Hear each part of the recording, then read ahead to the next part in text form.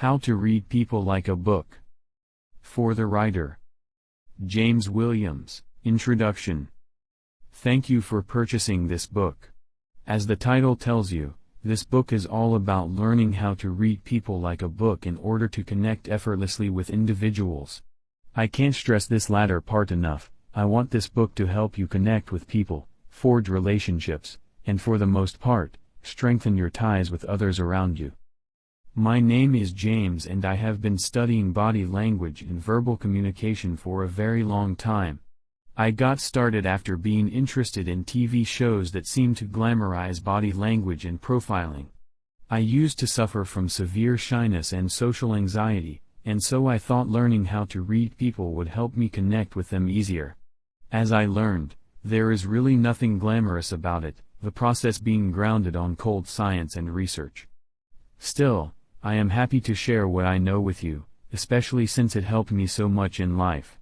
Learning to read between the lines allowed me to advance in work, marry the woman of my dreams, have a good relationship with my kids, and be fulfilled in many of my social circles.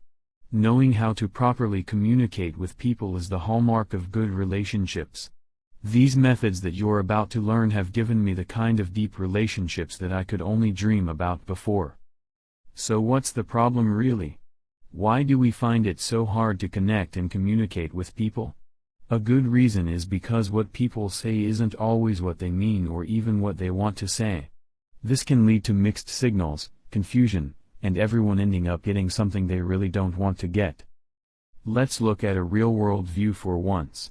Have you ever conducted a presentation and found people dozing off or not paying attention? Have you ever had problems with your boss for reasons that you just can't grasp? Perhaps your boss latches on quickly to suggestions made by a coworker when you suggested the exact same thing before. Or let's look at your dating life. Do you always strike out with women? Do you find yourself unsure of what to do or what to say during a date? Do you have a hard time figuring out if a girl is also into you? These are all problems that can be solved with just the right amount of insight when it comes to body language. Body language will tell you at what point your boss has lost interest or which part of the presentation is perceived as boring by your office mates. It can also tell you when a girl is interested even before you walk towards her in a bar. Knowing all these gives you the chance to assess and change direction as needed. It can help you formulate your techniques depending on what the audience needs. Simply put, it can help you achieve goals through subtle but effective means. This isn't pseudoscience either. Studies have shown that body language has a huge impact on day-to-day conversations. A large part of human communication is done through body language. In fact, there are even classes that teach men how to alter their body language to help them attract more women. There are also classes that teach CEOs and managers how to become more assertive in a particular setting.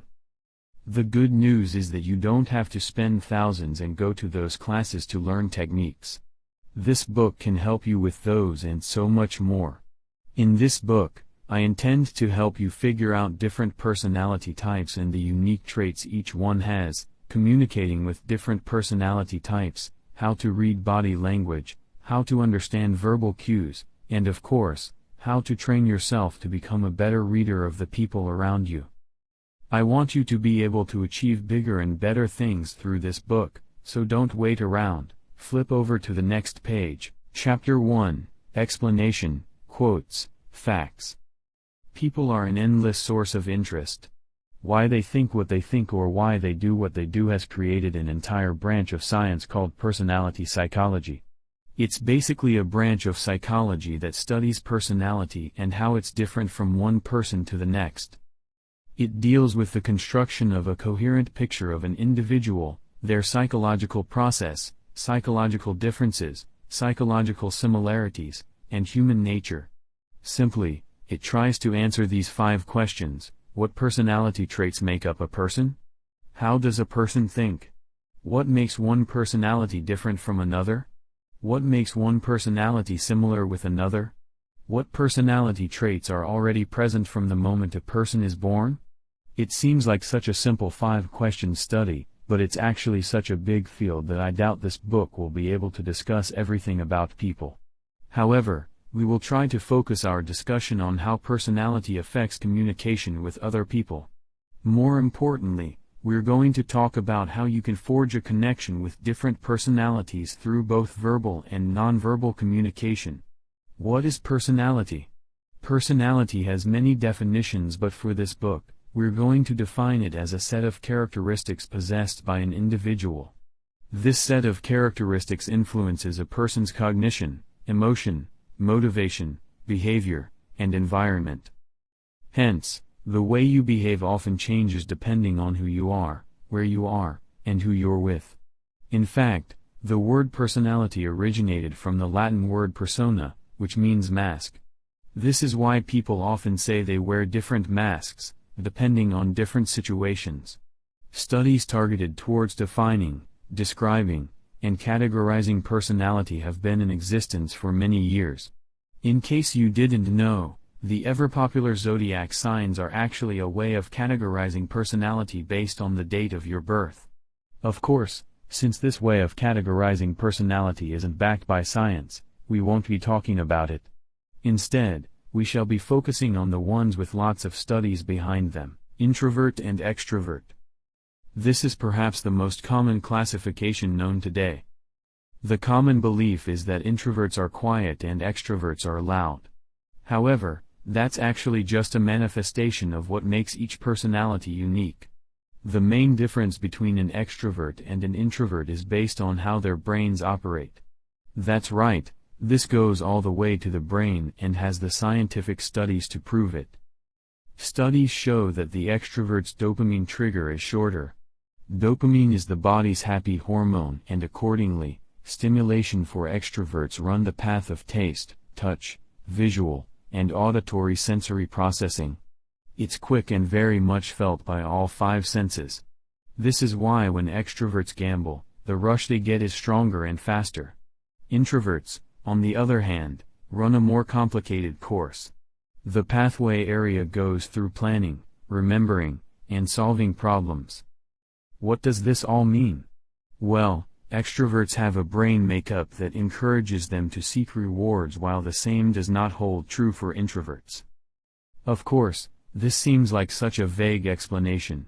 So how else can we make a distinction? Perhaps a better way of explaining the difference is in terms of energy. How do introverts and extroverts gain energy, and how do they recharge? You see, introverts recharge best alone. Being with people saps their energy, and in order to bring that energy back up, they need to be alone. Extroverts are the complete opposite. If they're alone for long periods of time, it feels as though their energy is being drained. Hence, extroverts need to socialize with other people in order to recharge their energy. It's really that simple. This is why even if a person is an introvert, they can still socialize with others, participate in parties, and go to different occasions. In the same way, some extroverts can be overcharged so that they may need some quiet alone time. Hence, I don't want you to think that extroverts never want quiet moments or that introverts never want to be with other people. Both personalities are capable of jumping to the other side if given the chance, but their default setting means they will go back if they find the need to. This difference between the two types will tell you how you want to communicate or force a connection with a person. For example, if you're planning a birthday party for an introvert, a small quiet event would be closer to their style. They are also more likely to appreciate gifts that they can enjoy alone, and when setting a meeting with an introvert, you would want to pick a quiet spot with little music and enough privacy for a personal conversation. On the flip side, an extrovert would appreciate a gift that encourages socialization or activities that involve great adrenaline rushes. Forging a connection with an extrovert can mean a trip to the local bar or a local festival. Later on in this book, we'll talk more about how introverts and extroverts appreciate human connection and what makes them tick. Myers-Briggs Type Indicator. If you do a quick search on Facebook, you'll find dozens or even hundreds of Facebook groups dedicated towards the Myers-Briggs Type Indicator, or the MBTI personality test. It was popularized by Carl Jung and was once used by companies for hiring purposes. Carl Jung is the main proponent of this personality typing and was a psychoanalyst and psychiatrist who founded analytical psychology. Under the MBTI personality characterization, the introvert and extrovert classifications have been expanded. Instead of the traditional introvert versus extrovert, personalities are now typed depending on 8 different categories. Under the MBTI school of thought, you can either be introverted or extroverted, sensing or intuitive, thinking or feeling, perceiving or judging. There are actually online tests for this that will tell you your personality type and will even describe what kind of person you are, how you think, how you perceive the world, and so on. In total, there are 16 personality types under the MBTI principle. How does this work? For example, the test shows that you are an introvert, an intuitive, a thinker, and judging. This means that your personality type is INTJ. You'll notice that we're capitalizing the letter N in intuitive because this helps make the distinction between the other I and the personality type. On the flip side, you may also be an extrovert, an intuitive, a sensor, and a perceiver, which makes you an ENSP. You see where this is going? All possible combinations of these characteristics churn out 16 different personalities, and each personality has its own unique charm and, of course, its own unique vice. What I want you to understand, however, is that ESFP is not the automatic opposite of INTJ just because all the letters are flipped.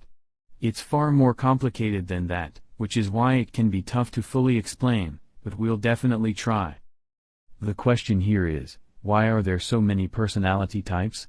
Carl Jung once said, "There's no such thing as a pure extrovert or introvert. Such a person should be in a lunatic asylum." This is perhaps why there has been an expansion of the classic introvert and extrovert scenario. Now we don't just look at how you process energy but also how you process thoughts, feelings, and so on. What do the letters mean? Since we already talked about the introvert versus extrovert situation, we won't be describing that one in the listing. Here are what the other letters mean when it comes to MBTI, sensing. If you're this type, this means that you become aware of specific facts first, or you prefer to focus on the precise details. This also means that you rely primarily on your 5 senses and use them to move forward, perceive your surroundings, and come up with decisions. Intuitive, denoted by the letter N, this means that you prefer to focus on the big picture first and plan accordingly. Intuitives also rely heavily on hunches or intuition when perceiving their surroundings. Thinkers, this talks about the process by which you arrive at a decision. Sensing or intuition is the way you receive the message. Thinking or feeling is how you process that message. Thinkers use logical analysis to process the message they receive. Feeling, on the other end of the spectrum, are the feelers, who primarily use emotions. They consider the values of everyone involved and try to hit a harmony with them. Judging people are those who want their life to be planned out. You want to create a plan A, plan B, plan C, or any other backup that might be necessary to achieve your goal. Perceivers, these people are the ones who prefer to go with the flow. You want to keep your options open and change them accordingly. Later on, we'll talk about this some more, but from the general look of things, you can already tell how this personality classification can help guide you in connecting with others. Enneagram personality typing. Under the Enneagram of Personality school of thought, there are a total of 9 different personality types. All of these are interconnected with each other and were principally derived from the teachings of a Chilean psychiatrist, Claudio Naranjo. Like the MBTI, the Enneagram was also used in business management to help business owners gain insight into their employees and their fitness for specific roles. Nowadays, it's not considered as a huge determining factor for hiring, but some companies may still use it to guide their hiring process. Here's a rough look at the different personality types as defined under the Enneagram system. 1. The reformer, rational, principled, purposeful, perfectionist, self-controlled, and idealistic. 2. The helper, caring, demonstrative, generous, possessive, people-pleasing, and interpersonal. 3. The achiever, success-oriented, adaptive, excelling, omega-conscious, driven, and pragmatic. 4. The individualist, sensitive, expressive, dramatic, temperamental, self-absorbed, and withdrawn. 5. The investigator, the cerebral type, perceptive, secretive, isolated, innovative, and intense. 6. The loyalist, committed, engaging, anxious, suspicious, responsible, and security-oriented. 7. The enthusiast, busy, fun-loving, versatile, scattered, distractible, and spontaneous. 8.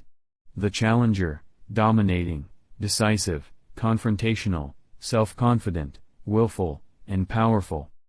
9. The peacemaker, easygoing, receptive, reassuring, complacent, agreeable, and self-effacing. That's just a basic outline of the typology. Later on, we'll talk about this further so you'll find out exactly how to best connect with each type. Keirsey Temperament Sorter. Known as the KTS, this personality typing system is slightly related to the MBTI and had a big impact on the hiring practices of some of the biggest businesses in the world. For example, at some point corporations like Coca-Cola, 7-Eleven, IBM, Bank of America, and even the U.S. Air Force used this personality assessment technique. Under this principle, there are basically 4 temperaments divided into 2 categories and with 2 types each. Hence, just like the MBTI, there's a total of 16 types under the Keirsey system. Beautifully, these 16 personalities also correlate with the 16 personalities found in the MBTI personality classification, albeit with different names. Here's a rough outlook of these personality types. Artisans. Artisans want to make an impact with an adaptable personality that makes them excellent in troubleshooting. They're known for their agile abilities and excellence in using instruments, tools, and equipment needed for whatever goal they may have in mind. They often seek virtuosity and stimulation, with their greatest asset being the ability to develop tactics to meet their needs.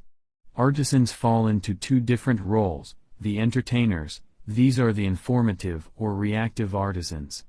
This basically means that their intelligence is catered towards improvising, allowing them to adapt to a situation as it comes. Entertainers are further classified into composers and performers. The operators. These are the proactive or directive artisans. What makes them distinctive is the unique talent to expedite a process or basically make activities go quicker without losing much of the goal. They are further divided into crafters and promoters. Guardians. These are the ones who like things scheduled and organized. They want security and value responsibility in themselves and other people. They're excellent at logistics and make good supporters and facilitators.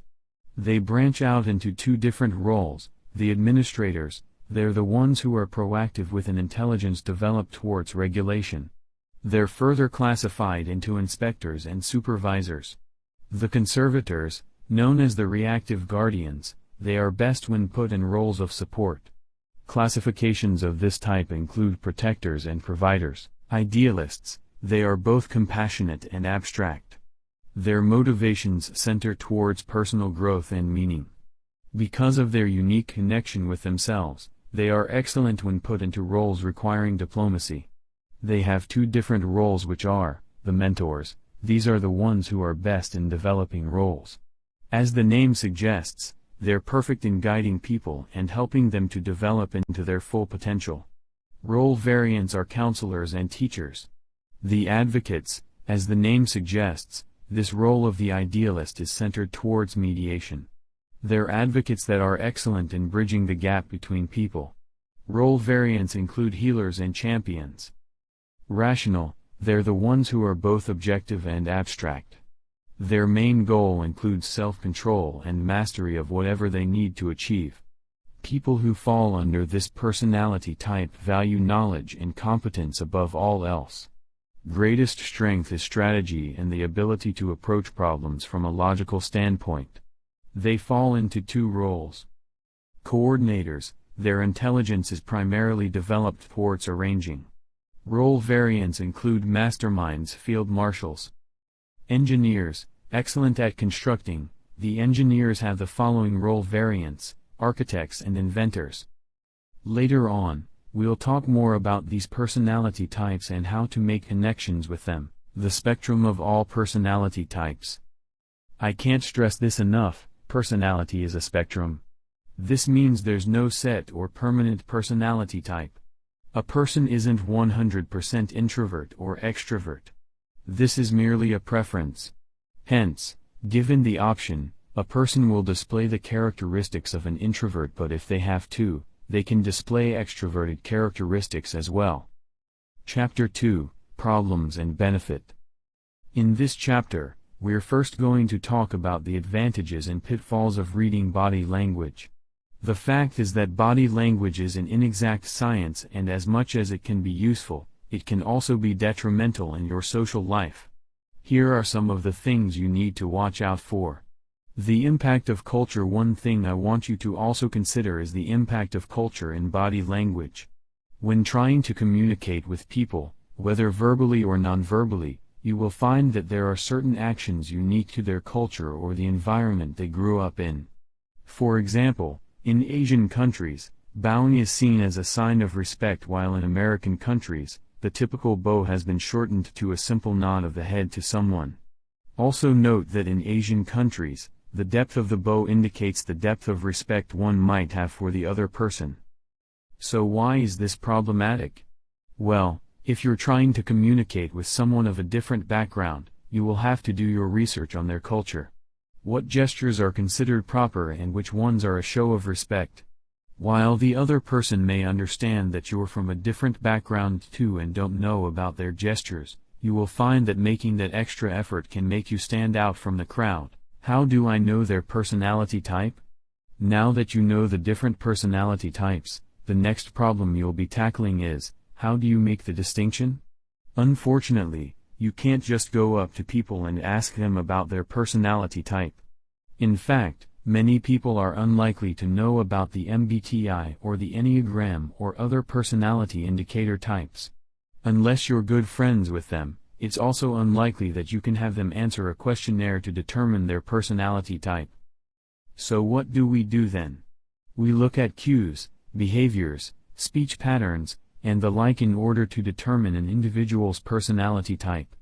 This can be difficult, and in all likelihood, you may not be 100% correct all the time, but it should be able to give you some idea on how to proceed further when communicating with another person. Here's some good news, you already have a clue on how body language works. Even as babies, it was observed that humans naturally react depending on the current mood or expression of their nannies, moms, dads, or any person who happens to be handling them. Chances are you can pretty much tell when someone close to you is sad, angry, frustrated, or experiencing any other emotion. As a general rule, the closer you are to a person, the easier it is for you to read their inner thoughts and emotions. Later on in this book, we'll talk about how to spot different personality types by reading obvious cues and such, relying too much on body language. I also want you to note that body language is supplemental to listening. Body language will give you an insight into what a person thinks or feels inside, but you also shouldn't ignore what they're saying. Listen to what they're telling you first, and if you're confused or unsure, look at their body language. This should more or less tell you about the lay of the land. Remember, there are instances when listening is better than simply watching a person's body language. The fact is that in many cases, body language is simply used to emphasize what they're already saying, so it's best if you listen and look. The power of groups. Being part of a group is another obstacle when trying to read people's thoughts, ideas, expressions, and body language. Groups tend to affect how a person approaches a particular situation, especially when put under pressure. I'm sure that at some point in your life, you managed to change your mind because of the presence of a group. They may all be in agreement over a particular course of action, and so you're forced to agree with that decision. Or perhaps you've made a decision in order to look good in that particular group. Conformity is the magic word when it comes to groups. Every person wants to be accepted by the community, and in order to do so, they have to conform to what the community thinks must be done. This is why it can be tough to spot an introvert during a party, because some introverts conform to extrovert characteristics when thrown in the company of extroverts. In fact, a study was conducted to measure just how badly a group can affect a person's decision. When made to choose between what they believe to be the right answer and what the group thinks, 75% of people chose the group answer despite the fact that it's the wrong one. Groups are so powerful that they can normalize a wrong behavior. This simply means that an action generally seen as bad becomes normal when allowed or repeatedly done by a group. Good examples: bullying, drinking in excess, drugs, or cigarettes. Groups also impose penalties when a person doesn't conform to their decisions, such as throwing them out of the group and turning a person into a social pariah. How else does a group affect a person's thoughts, ideas, and emotions? Groups magnify an idea or make an opinion more powerful. People feel confident when they join groups that validate their own opinions or thoughts. This is how labor unions, civic unions, or charities become so powerful and widespread. Think of it as little voices joining together to become a powerful one that can be heard all over by others. Leaders also have a huge impact on how a person thinks when that person forms part of a group. Leaders can steer groups into the direction they want to go or convince people into agreeing to certain ideas. There's no better example of this than politics. The problem of faceism. Faceism is a problem that occurs often in society, although you may not realize it. It's basically when people make judgments on a person based on their appearance. This goes beyond prejudice but rests primarily on the face of a person, specifically the shape of the face. Faceism states that simply based on the shape of a person's face, impressions might be had by individuals over the personality of an individual. For example, studies show that features with a feminine appearance are often seen as extroverted. They're also seen as happier and more trustworthy. Does that mean that feminine features predict extroversion? No. It simply means that when you see someone with very feminine features, you instantly label them an extrovert. But this doesn't have to be true. I want you to make the distinction between impressions on facial features and reading a person's body language. Impressions you make via facial features are stagnant or non-moving. Basically, this means that a person is not doing anything, their face is neutral. The impressions you get from their face are based purely on their blank features. When reading faces and body language, however, we're looking at movement. People are reacting, doing, or thinking about something and therefore causing their facial expressions and body to change in relation to what they're thinking or feeling. This movement is what we want to read here, not the blank expressions. Physical attractiveness. I hate to throw this out there, but beauty is a very strong motivator when it comes to reading body language. More than just the shape of the face or the color of the skin, having a face that matches the societal standards of beauty can really screw up a person's reading of body language. For example, how many times have you done something only because a pretty girl asked you to do it? How many times have you believed that a woman is being truthful just because she has the most innocent face you've ever seen? Physical attractiveness can impress upon you positive characteristics on a person that they haven't really lived up to. At the same time, being beautiful can also make it easier for an individual to distract you from their actual motives. On the flip side, being attracted to someone can make you read deeper into superficial actions so that your interpretation would match your personal goals. For example, just because you like a woman makes you interpret their every move as flirting when in fact, they are acting perfectly normal in the given situation. Your mood affects your reading. Another problem here is that your interpretation is affected by what you think or feel at that particular moment. If you're sad, then chances are you'll interpret the same thing in people. This isn't surprising since reading is basically you reacting to a situation, and reaction is hindered towards your overall mental and emotional health. This is why when reading people, it's important to maintain an unbiased view of things. If you're forced to make a decision, consider both sides of the story, taking a good look at the different people involved, reading them, and then making your decision.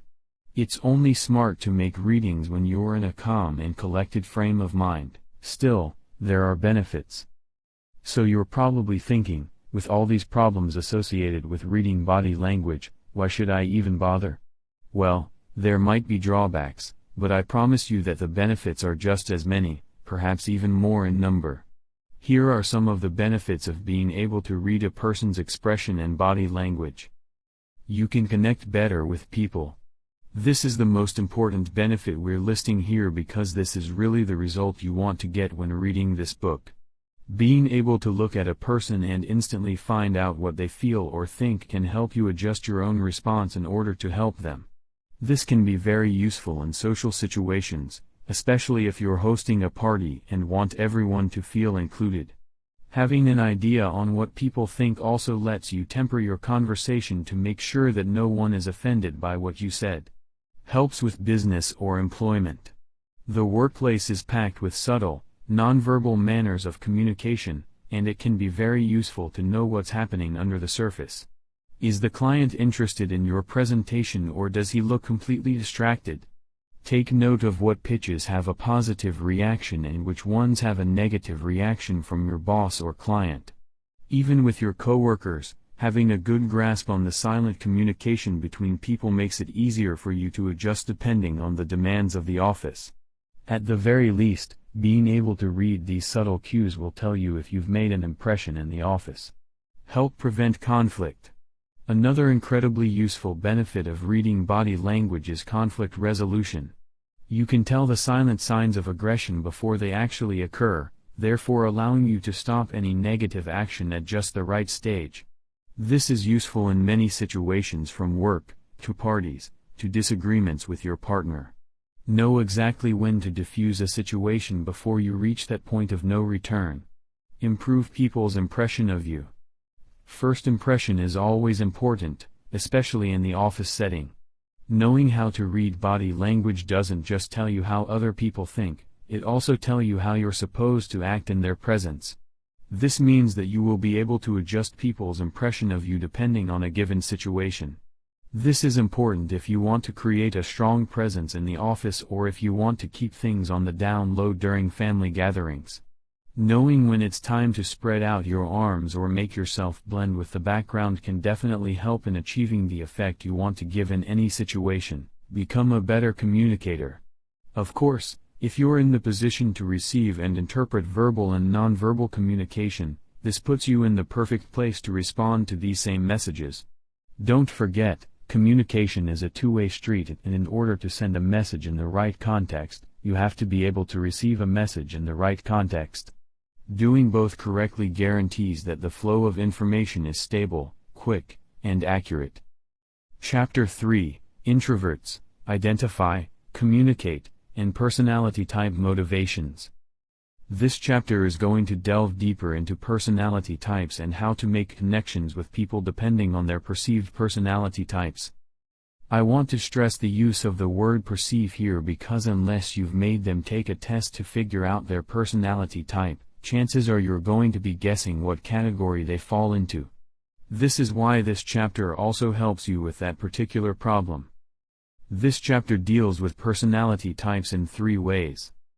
The first one answers the question, what are the characteristics of a specific personality type? The second one answers the question, how do you communicate and connect with a specific personality type? This one will help you tailor your communication style to connect with this particular person. Remember, the whole goal of this book is to help you forge better relations with people. And finally, the third one answers the question, what is the typical motivation of this personality type? This is crucial because every person has a different motivation. Different personality types often have endgames or purposes when interacting with people. You will find that these different motivations can help you better figure out what they ultimately want in a given situation. In this chapter and the next one, we're going to answer the question, how do you identify an introvert or extrovert? As mentioned, people can be very good in hiding their actual personality preferences. Hence, An introvert may not always be sitting in the corner of the room, they may be in the center of action and simply doing their best extroverted act. Here are some signs that can help you identify these personality preferences and how to interact with them. Just a little preface before talking about spotting and communicating. I want you to take a good look at the classifications we've made in the previous chapter. This time, we won't stop at just the introvert and the extrovert.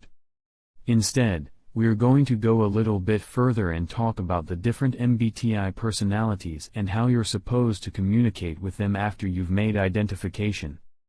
I want you to understand that it's not always easy to make a classification, especially if you're doing it for the first time. Some characteristics are completely internal, which means that you won't be able to quickly see it in the person's words and actions. Still, we're going to try our best to give you the best chance of connecting with people. Signs of an introvert. Zoning out. In social situations, introverts are likely to zone out during conversations or in the middle of all the parties. They can easily become quiet during conversations, as if they've mentally left the place. Don't worry, they'll come back sooner or later, often asking questions to help them catch up to the conversation. They're the ones who leave early. This doesn't happen just once but all the time during parties or any other social situation. Introverts are also the ones who tend to disappear during parties. They're the ones who gravitate towards the quieter part of the house, often grouping up with other introverts and just talking quietly in a private space. Often, introverts stick close to the people they already know. They're the ones who have an intense interest in books, the arts, or even the animals in the room. This kind of interest often allows them to be alone while still appearing as if they're enjoying themselves at the party. They can be quite irritable if you're together for long periods of time. This is because introverts often need downtime after socializing for quite some time. They're also the ones who are happy to lend a helping hand when it comes to activities that let them be alone. Hence, they can volunteer to serve the DJ, clean up the house, take food to someone, or even take photographs. This lets them stay clear from all the activities while still being part of the actual party. Introvert types according to the MBTI. INFJ introvert, intuitive, feeling, judging. INFJs are big users of metaphors and symbols during conversations. They like to talk about insights, visions, and predictions, all while being emphatic and warm in their conversations. Being introverts, their conversational skills are best displayed in small circles or one-on-one interactions. Here are the typical characteristics of the INFJ. They talk using symbols and metaphors to really convey what they're trying to say. Their preferred topics of conversation revolve around visions of the future, predictions, and possibilities. They like to show solidarity with others by saying words like "I understand" when in conversations. Well-mannered, INFJs are tactful and very adaptable. In fact, they can switch back and forth in social events, managing to establish rapport all the while.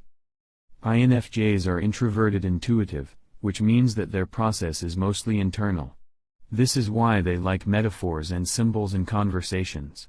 When it comes to topics they're passionate about, they can be tough to understand. In fact, when it comes to certain topics, it appears as though they're only rambling when in truth, they're trying to process an idea. When confronted by a debate or an argument, the INFJs are the ones who prefer to take on the role of peacemakers. These personality types tend to flock to the following careers: missionaries, clergy, counselors, medical doctors, chiropractors, psychiatrists, writers, photographers, dentists, social workers, librarians, and education consultants. INTJ-introvert, intuitive, thinking, judging. INTJs are considered to be one of the rarest types in the MBTI scheme. This is why when you do finally meet one, there's a good chance that you will have a hard time understanding their personality. Here are the typical characteristics of an INTJ. INTJs are quiet and prefer to spend the day by themselves. When they do start talking, however, they prefer to focus on future events and enjoy discussing the many implications or meanings of events, topics, or situations. They tend to speak using lots of symbols or metaphors to describe things. They're the ones who often say phrases like, "If this happened, then that means that," as they like to establish connections between events in a logical but futuristic manner. They love to strategize and often focus on creating long-term solutions to problems. Because they're intuitive instead of being censors, it can be difficult for them to explain their thoughts and ideas to people, so be patient. Don't be surprised if you get lost when talking to an INTJ. They tend to go straight from point A to point D, skipping several letters along the way. Combined with their love for metaphors, it can be very confusing, especially if you're talking to one for the first time. They stick to logical and analytical modes of thinking. They can also be very direct to the point of being rude. Like other INTs, they like to process information quietly so that when they finally say something, they sound very sure of their conclusion. Common careers include professors, teachers, medical doctors, corporate strategists, engineers, computer programmers, photographers, managers, military, and research department managers. ISTJ introvert, sensing, thinking, judging. They like to think before they speak, which seems true for all introvert types. You will notice how their body language shows they're mulling over a question or comment before they even respond. These are the kind of people who will take a long time composing a comment through Facebook and will review their message before eventually hitting send. Here are some of the characteristics of this type. They're the types who like to keep things as linear as possible. This means that during speeches or meetings, they're the types who recap conversations. They will repeat what another person said and then tag their comment at the end, just to make sure everyone is on the same page. They also like to connect current situations with past ones in order to make a correlation or to keep it factual. They'd say words like "it looks like" or "it's the same as" or remember when to keep the conversation grounded and make sure everyone can see the similarity or difference to a current situation. Typically, this is done to add some authority to their conclusions or ideas. When talking, they tend to focus on facts and rarely exaggerate what they're trying to say. This also means that their movements tend to be limited as they focus on the context of what they're trying to say. Note that these types are not big on facial expressions or body language, so you might have a harder time reading them. They don't like being the center of attention when in fact, they actually have an air of mystery on them that draws in people. Feelings and emotions are kept close and private by the ISTJ, so don't expect great shows of affection from them. They're not good with surprises, especially if they're socially accepted to respond with lots of emotions. These feelings are often reserved to really close people in their lives. These personality types are typically found in professions of business, administrators, dentists, programmers, lawyers, judges, accountants, detectives, math teachers, engineers, and technicians. ISTP introvert, sensing, thinking, perceiving. ISTPs prefer to process their thoughts internally.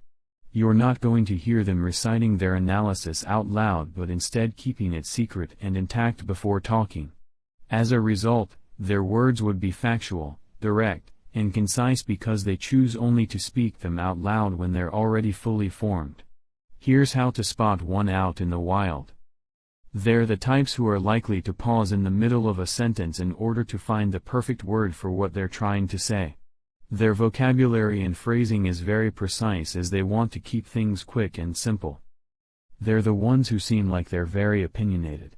This is because of their factual approach to any problem as well as the precision of their logic.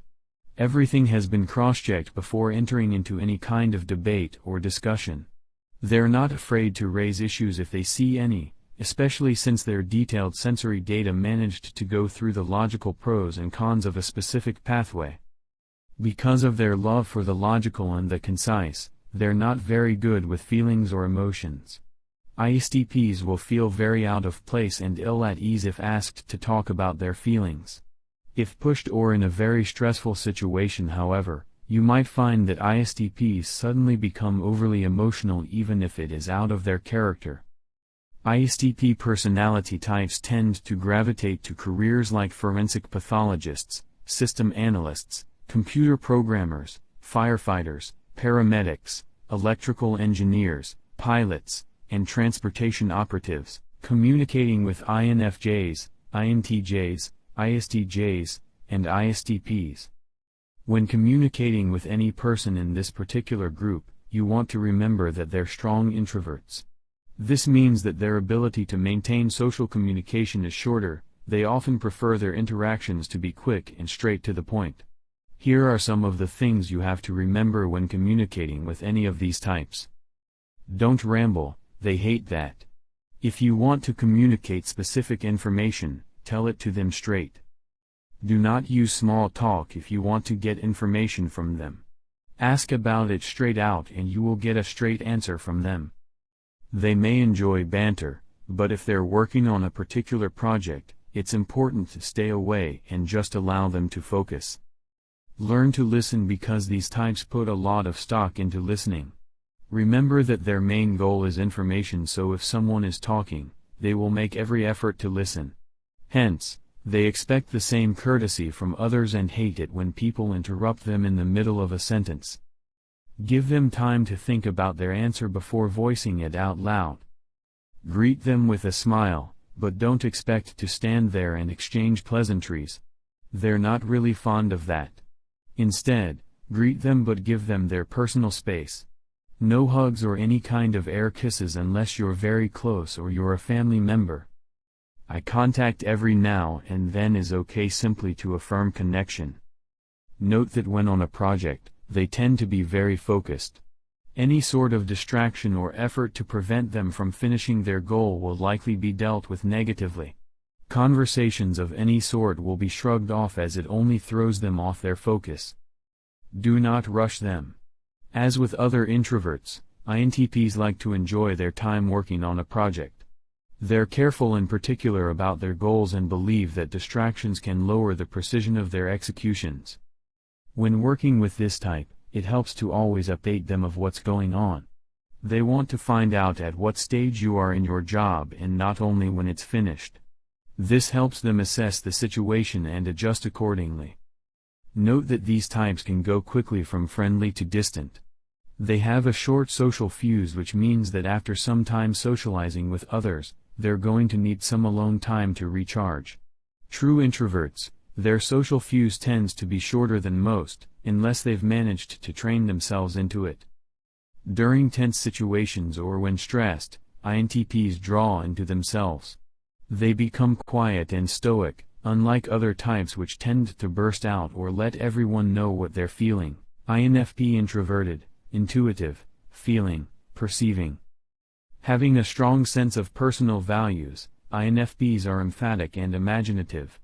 Their creative streak makes them very adept in discussing theoretical possibilities. Their favorite topics usually include how to help animals, how to help people, or even how to help the world completely. Here are typical characteristics of this personality type. They have strong values, but they're not the preachy type. They will keep their thoughts and beliefs close to heart unless specifically asked about them. They're the kind of people who let others live their lives and don't interfere unless they think they're in the position to make changes. Usually, this privilege is extended only to friends and relatives. Because of their belief in allowing people to express their individuality, INFPs are not very good in conversations when people try to impose their thoughts and ideas on others. They will have an internal cringe, or at worst, they might even confront another about it. Gentle and modest, they're often shy and prefer one-to-one conversations. At parties, they're going to be the ones who gravitate to the people they already know and spend most of the time in a quieter area of the house. You will often find them thriving in careers as writers, counselors, childcare workers, missionaries, psychiatrists, scientists, psychologists, education consultants, journalists, and social scientists. INTP introvert, intuitive, thinking, perceiving. INTPs are pretty rare in the wild and have a very quiet personality. All their thought processes are done internally, which means that they'll only speak out their opinions after having an internal monologue in their head. Here are some signs of an INTP. They're very precise with words. They don't just think about the implications but also how to word their thoughts in a way that keeps it brief and concise. This means that they take a long time to respond because they're looking for the perfect words to convey their meaning. They keep things logical and rarely venture towards emotions and feelings. In fact, they like to keep things on the topic at hand and don't like veering off into tangents. They're the kinds who categorize information into smaller pieces. This means that they will group information based on specific characteristics. This allows them to better remember information and create connections between different subjects. Because of their preference for categorization and connecting information with each other, it takes a fairly long time for INTPs to arrive at a conclusion. Once the planning is over, however, they will execute their plan to perfection and will not veer away from it. Give INTPs sufficient time to think about answers to questions. They don't like being pressured, especially when coming to a conclusion. They're outside-the-box thinkers, so don't be surprised if they sometimes put forward an idea that's out of this world. Be assured, however, that they thought about it first before voicing it. INTPs are not very good when it comes to expressing feelings and emotions, so unless you absolutely have to, try not to dwell too much about it during conversations. Common careers include chemists, photographers, biologists, mathematicians, computer programmers, university professors, forensic researchers, psychologists, artists, and social scientists. ISFJ introvert, sensing, feeling, judging. They're a lot like ISTJs in that they think long and hard before talking. Do not rush them, as they want to delve into every possibility before deciding on a course of action. Here are the typical characteristics of the ISFJ. ISFJs like to keep a timeline in their head, which reflects when they speak. When trying to prove a point or conveying information, they will make use of past experiences of information to make their argument more believable. When talking, they often use words such as like or reminds me of or remember when. Unlike other introverts, ISFJs are actually very good in relaying empathy. This is their way of connecting with people or showing solidarity. They have a constantly professional and polite demeanor. They're actually quite responsive but prefer one-on-one interactions over groups. Hence, these are the same people who will be looking for familiar faces in a party and spending most of their time in a quiet corner of the room. They're not very good with criticism and will often feel uncomfortable if made the subject of any. They can take these criticisms personally and will not do well in arguments or debates, even a friendly one. Hence, they're the type to think about past blunders over and over in their head. Note that long-range forecasting is not their forte. Unlike NT types who have no problem predicting possibilities, ISFJs like to keep their future predictions within safe short-term levels. However, their predictions are often good and well thought of. Common careers for this type include childcare, administrators, career counselors, clerical supervisors, police officers, church workers, and doctors. ISFP introverted, sensing, feeling, and perceiving. The open-minded introverts who can be emphatic and easygoing if they feel like it. ISFPs can blend in with the extroverts, but not too much. They have strong values but don't really want to show it on the surface unless they're in the company of someone they really trust. These are the kinds of people who respect the differences between people and will therefore not tell other people what they should or should not do. Sure, ISFPs may have a fairly good idea of what your next move should be, but they're not the types to give unsolicited advice. If you try to challenge their values, however, the ISFP will definitely fight with you in a tone of voice that is far from their usual character. Some characteristics of the ISFP are: they're quiet and honest with everyone they meet. During conversations, they're the ones who like to listen and seldom draw attention to their person. In fact, if they suddenly find themselves the center of attention, an ISFP will grow quiet. Believe it or not, ISFPs love adventure. They're the ones who enjoy going to concerts or vacations and will happily talk about them if given the chance. They also delve deeply into projects and can be quite impulsive as they always want to add to their collection of memorable experiences. They're not really happy being in conflict-packed environments. They will actively put effort into avoiding these situations or making sure that they're not part of the conflict. ISFPs tend to be attracted to careers in music, art, childcare, social work, teaching, animal care, medicine, bookkeeping, and physical therapy. Communicating with INFPs, INTPs, ISFJs, and ISFPs. Communicating with these four types are more or less the same. Here are some tips when approaching or connecting with any of these types. Keep your greetings quiet and friendly. Try not to overload them with affection or be very public with your greetings. Take note that they have a fairly weird sense of humor. Their ability to distinguish between what's socially acceptable and what's not is a little vague, so try not to take them too seriously or too personally. Don't rush things with them. Never interrupt. Allow these types to fully say what they want to say before responding. Perhaps one of their biggest pet peeves is being interrupted while in the middle of a sentence. Give nods every now and then to let them know you're following the conversation. When push comes to shove, these personality types can become quite critical. Quality is more important than speed, so be prepared to revise and rework your output several times before you'll get their approval. Public recognition and compliments can be quite embarrassing and very uncomfortable for these types. Chapter 4, Extroverts, Identify, Communicate, and Personality Type Motivations. This chapter is going to delve deeper into personality types and how to make connections with people depending on their perceived personality types of extroverts. I want to stress the use of the word perceive here because unless you've made them take a test to figure out their personality type, chances are you're going to be guessing what category they fall into. This chapter also helps you with that particular problem. Just to recap, this chapter deals with personality types in 3 ways. The first one answers the question, what are the characteristics of a specific personality type? This will help you make identification, although I have to be honest, chances are your analysis won't be 100% correct all the time. Practice will help improve your skills on this front. The second one answers the question, how do you communicate and connect with a specific personality type? This one will help you tailor your communication style to connect with this particular person. Remember, the whole goal of this book is to help you forge better relations with people.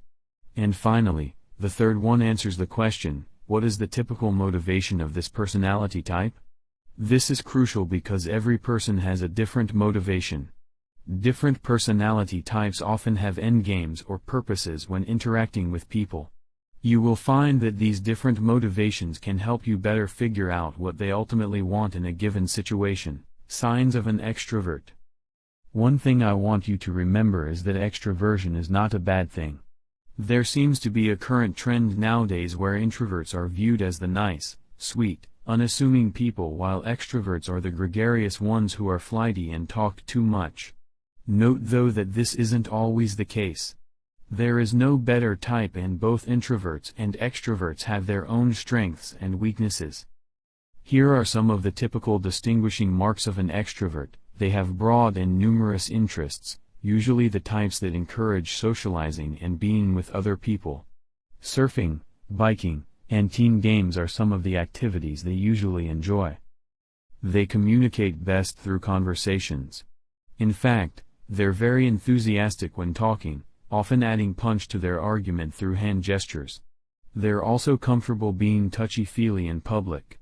Hence, they're the types who will air kiss with friends, give people a slap on the back, and give shoulder hugs when they're happy. They have no problem being the center of attention. In fact, they can quickly lighten up when the attention is pulled towards them. They're happy with group work and can seamlessly blend with any group. They like going out on a routine basis. They're the ones who may have a routine when it comes to nights out or drinks after dinner or work. Of course, they also like to talk about their thoughts and feelings out loud. They will have no problem seeking out inspiration and advice from people they believe are capable of providing help, Extrovert types according to the MBTI. ENFP extrovert, intuitive, feeling, perceiving. ENFPs are very lively and jump into conversations with an unmistakable zest for connecting with people. This liveliness is very contagious and can draw in people, especially during brainstorming sessions. Here are the typical characteristics of an ENFP. They love to focus towards personal growth and will happily jump into conversations that involve this kind of topic. Their values are focused towards improvement for themselves, other people, and the world. This need for growth and improvement actually makes many ENFPs rebels.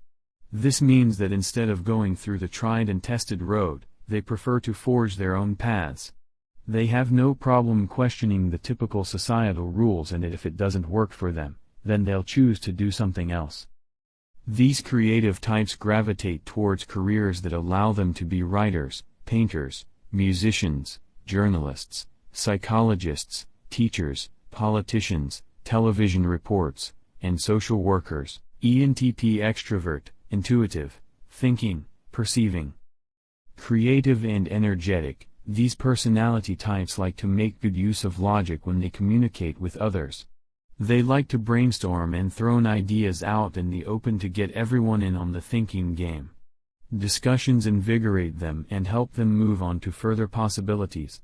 Note though that when conversing, they often focus on the general side of things and leave the nitty-gritty details to others.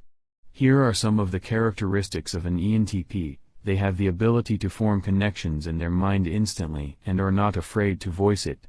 The problem here is that most people don't instantly see the connection, so there's a chance that they'll be looked at weirdly by others at first. Quite logical when it comes to making decisions or arriving at assessments, these personality types love to analyze things and keep subjects categorized according to their personal preferences. They essentially want to put everything in its place in the grand scheme of things. They love tracing connections between different parts of life, from the theoretical to the realistic. They're the ones who will tell you about cool facts and about how seemingly small and consequential things have a big impact in the world. They're big fans of what is known as the butterfly effect. They have no problem participating in debates but tend to pause during conversations in order to contemplate specific topics. These types are great in conversations as they are willing to change their opinion if given sufficient information to make an impact. They're not afraid to burst out with their doubts, but keep in mind that any arguments they may have are just their way of figuring out the truth. These personality types aren't really fans of small talk and nitty-gritty details.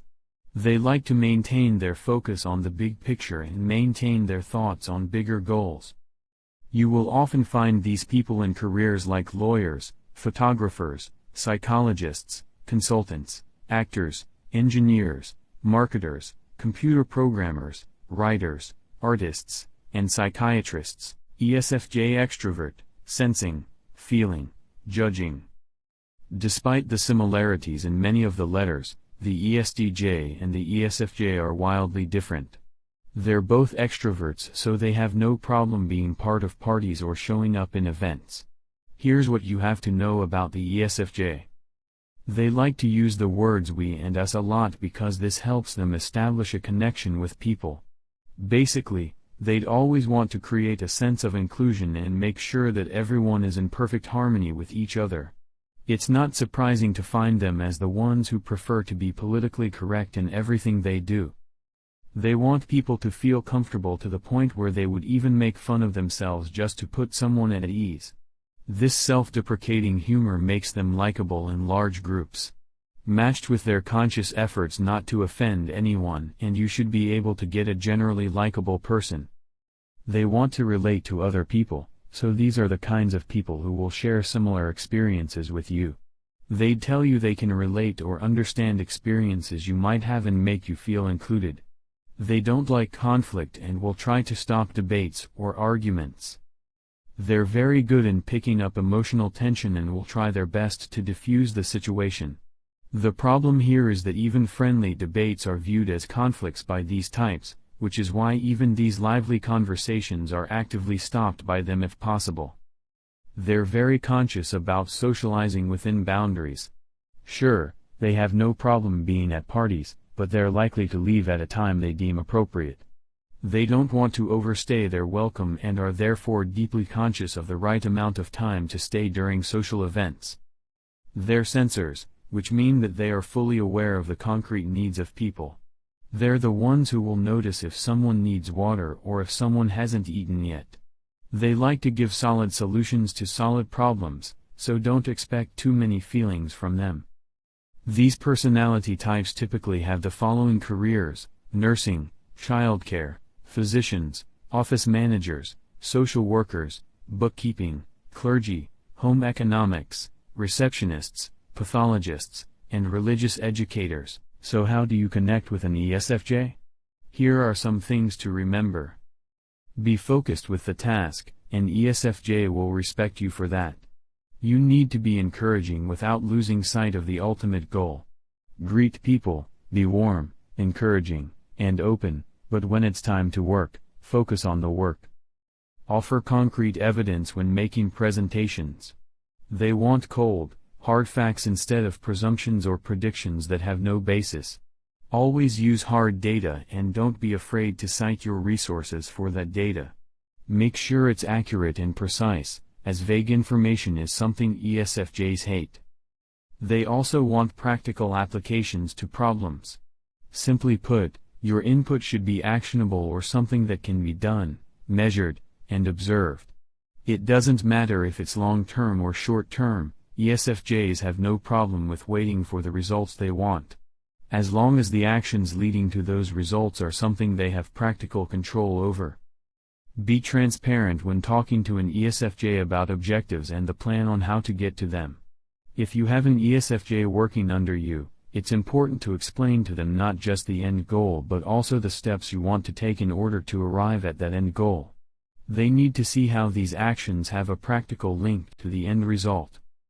They like the status quo, especially if it's an office policy that has been proven to work before. Hence, if you're pushing new things to them, it's important to explain exactly why the shift is happening. They're not unreasonable. ESFJs have no problem welcoming something different as long as they can see the logical link between the new thing and the ultimate goal. ESFP extrovert, sensing, feeling, perceiving. Warm and caring and very enthusiastic, ESFPs are packed with energy and have the charisma to match. They often bring that unidentifiable buzz into a room that makes it very difficult to resist them when they're set to make an impression. Here are some of the typical characteristics of the ESFP. They love making lots of physical gestures, so keep your eye out for the person who is expressive with their hands. They have a very upbeat tone that engages everyone to be part of the conversation. They're the kind of people who like to focus on the present because the future is prone to change. They make excellent storytellers and love dwelling in reality. They're very literal, and if you engage them in theoretical discussions, they're bound to get bored quickly.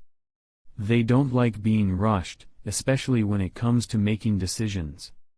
ESFPs are also very good in identifying the different mannerisms of people. They can quickly tell if a person is getting bored and can therefore make their company more interesting for that person. ESFPs typically gravitate to careers as painters, actors, comedians, teachers, counselors, childcare, interior design, fashion, managers, human resources, photography, coaches, and clerical supervisors. Their amazing enthusiasm makes them great motivators in any activity they choose to invest in, communicating with the ENFPs, ENTPs, ESFJs, and ESFPs. Since they're all extroverts, communicating with these personality types are more or less the same. Here are basic tips on how to forge connections with people in this category. Always smile and make eye contact when you greet them in the morning, or during whatever time you might see them. They're extroverts, they're happy to make that initial connection with you. Keep the energetic vibe up with gestures that are open and encompassing. Use your hands and arms, allowing for vibrant and obvious movements that encourage participation. Be responsive to questions asked, and if you're the one asking the questions, keep them open-ended. Allow these personality types to expand on their answers or give them the chance to elaborate on the topic. They're the types who think out loud, so let them rant out their thoughts before pitching in. This isn't them saying nothing out to thin air, it's actually their thought process. If you want to communicate information to them, then the best way to do that is to give personal examples or use stories. This will get their attention and make a better impact instead of just stating possibilities in a detached manner. Allow them to explore different options before arriving at a decision. Try not to pressure them into arriving at a conclusion, as this will only irritate them and lower the quality of their answer. Since they like to think out loud, allow them to rant it out before asking what their final thoughts on the matter would be. Do not assume the first thing they said is their answer, because chances are they're just going through the instances in their head. If you want them to do something or are trying to convince them to be part of something, try pointing out something that you think would be fun or entertaining for them to do. There will be some debate and arguments when you are interacting with these personality types. Don't take it personally, as this is their way of having fun. When trying to explain something to them, allow for more time when it comes to questions and conversations. Present the main points and let them ponder the information for as long as possible.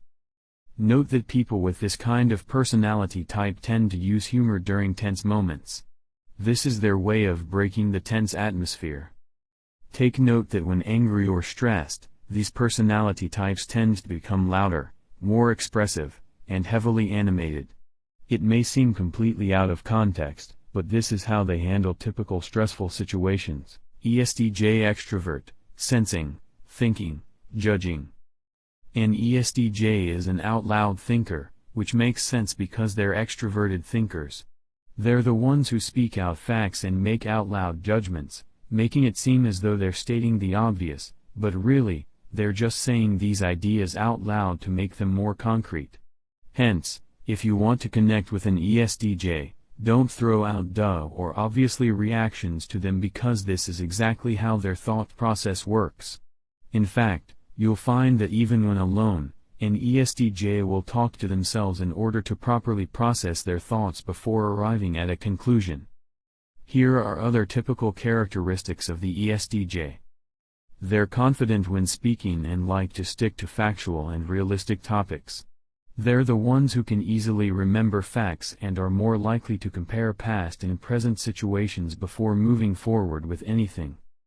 In some instances, the ESTJ can appear quite tactless, as they don't like to sugarcoat things for the sake of peace. They will try to tone down their words, but it would still be slightly edged compared to those who are used to social situations. They're the ones who enjoy debates and can still keep things friendly. They love the argumentative discourse and like it when their thoughts are said out loud and examined for a mutual give and take. They're also the ones who have a hard time maintaining an emotional situation. If the conversation needs them to be in touch with another person's feelings, then an ESTJ would be out the door or be very uncomfortable when participating. Most ESTJs are attracted to the following careers: managers, administrators, judges, financial officers, teachers, insurance agents, underwriters, and nursing administrators. So how do you connect with an ESTJ or make an impression with this personality type? Here are some tips to get you started. They receive information best via charts, graphs, or diagrams. ESTJs will definitely appreciate visual presentations of an idea, a thought, or a problem. They're the ones who like to talk over problems. They're likely to discuss the issues by going over the information with other people before concluding with possible answers. Hence, they're the personality types who like to brainstorm in groups. ENFJ extrovert, intuitive, feeling, judging. They can be quite warm and engaging when in the presence of others. ENFJs always make you feel included since they use a lot of we and us in their language. These extroverts are all about unity and helping each other achieve a common goal. Here's what to look for when with a suspected ENFJ. They like in-depth conversations that are all about theories and possibilities. Remember, they're intuitive, so they tend to look towards the future. They're the ones who can anticipate the moods, emotions, and feelings of other people. They're good conversationalists and can impact talks in a way that everyone gets exactly what they need out of the conversation. The goal for them is to make sure everyone becomes engaged and no one feels bored or left out. They can be very persuasive when it comes to things they value, especially if they think it will help others. This can be both a good thing and a bad thing because their enthusiasm can sometimes be too much, irritating others around them. If you're the receptive kind, however, their enthusiasm can be very inspiring. Take careful note of how they talk. As communicators, ENFJs like to use abstracts and metaphors to make their point. When talking about something they're passionate about, they can quickly tune out others and go off on a tangent. They're not very good in impersonal situations. ENFJs need to feel constantly connected to people, which is why they avoid technical situations and focus instead on topics that have a positive impact on their surroundings. Typical careers for this type include teachers, psychiatrists, counselors, the clergy, sales representatives, human resources, event coordinators, writers, musicians, and religious workers. ENTJ extrovert, intuitive, thinking, judging. ENTJs are confident and businesslike.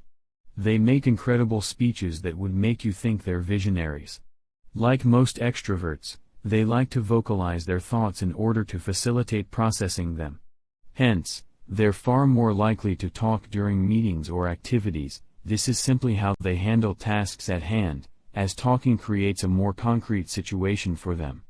Here are some of the characteristics to look at when you're trying to identify an ENTJ.